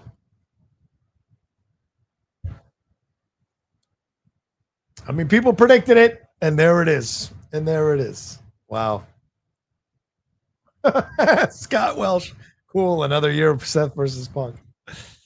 Oh, my God. Yeah, Clarissa. We call this messed up. They did injuring. All that crowd was screwed out of that match. That's true. That's true. Yeah. I mean, Punk did this to Drew, right? So, yeah, turnabout is fair play. But Punk did win the title. So you can't deny it. You can't remove the fact that he did win the championship. Oh, my God. Amazing.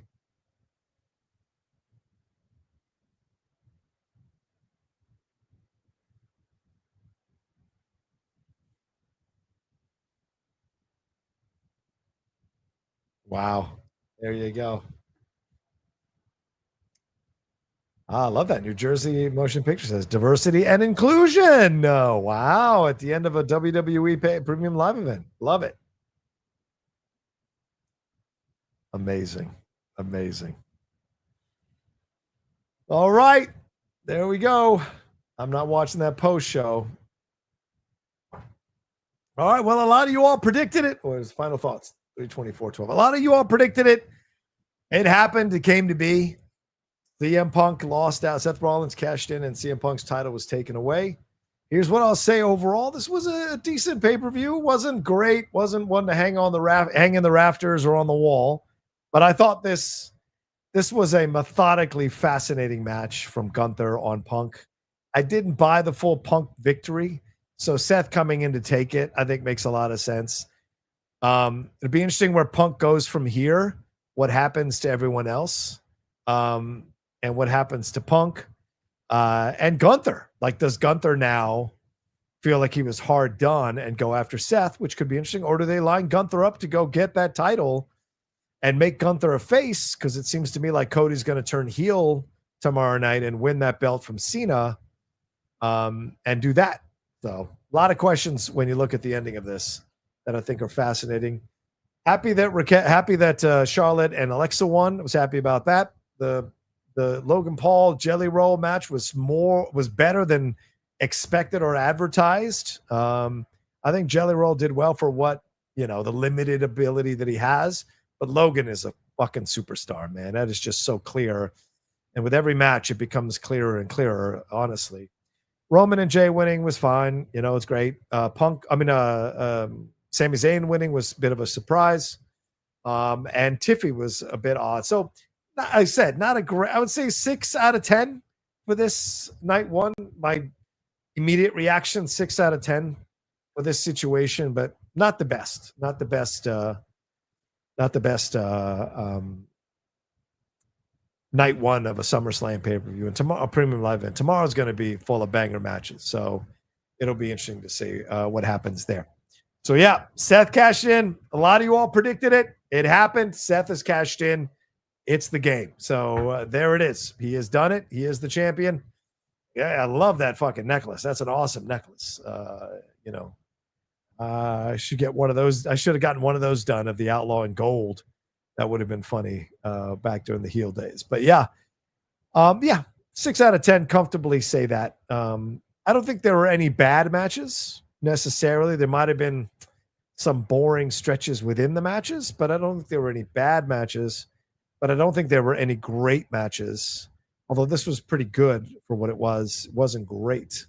And all the other matches were middling to good. So I would give it a 6. And only a 6 because of this ending It would have been probably a 5 to a 5.5, but this ending gives it a whole nother life. Yeah, what happens now? So they're playing this all the way out till he leaves the arena or leaves the platform, I guess. So yeah, pretty surprising stuff. 7 for the ending. Yeah, I'll agree with that.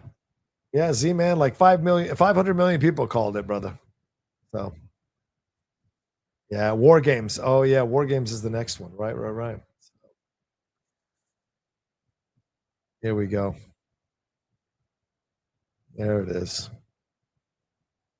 Does Becky have the title as well? Isn't she IC champ, or am I wrong on this? So are both husband and wife champs right now? I forget if Becky still has the title there. Clash in Paris is next. All right, respect. All right. There we go. Yeah, Becky is women's. So they're both champions. All right, I'll stop it there. Thank you all so much for watching. Thanks for all the Streamlabs. I appreciate it. Or Super Chats, rather. I didn't get any Streamlabs, so thank you for all the Super Chats. See if any final ones I might have missed here. Yeah, Self said that. Seth cashes in, screws Punk, sets up Punk versus Seth at WrestleMania. Probably at some point. Disney Collector said, Seth is injured, but I don't buy. Punk will win and Seth cash in. But I don't buy. Punk will win. And so, okay, there we go. So we will see. Well, there you go. That's the last of the two that we got there. So, no, what was the last timestamp? 312? Was it 312 or 324? I forget what the last timestamp was. I did put the cash-in timestamp in here, which was at 3:19:15. So I guess I'll just put 324 as like 3:24:12 as like final thoughts. I hope that helps. Final thoughts. All right, cool. All right, let's get on out of here. As I said, final thoughts and rating, I should say, and rating. All right. SummerSlam. All right. Thank you guys for putting up with me doing this shit, but it's to help people watch more of these things because they complain about time codes. And when you look at a 4-hour thing, the last thing you want to do is watch the whole thing and try to find and scan through it. So, yeah. All right. Thank you all so much. Love you madly. Appreciate it. You could be anywhere. And the fact that you're hanging out with me to watch these matches just means so much to me. Take care of yourselves. Be well. As I said, thanks for the Streamlabs Super Chat. Thanks for the lively chat. Remember to subscribe. Remember to hit a like. Leave your comments down below. And come back tomorrow and join me at 3 p.m. PT as we jump into night 2 of SummerSlam, which promises to hopefully be way better than night 1. Hopefully an 8 out of 10 or a 9 out of 10, which would be fun to see. All right. Be well. Take care of yourselves. And I'll talk to you next time with another brand new live watch along here on the John Rocha channel. Peace.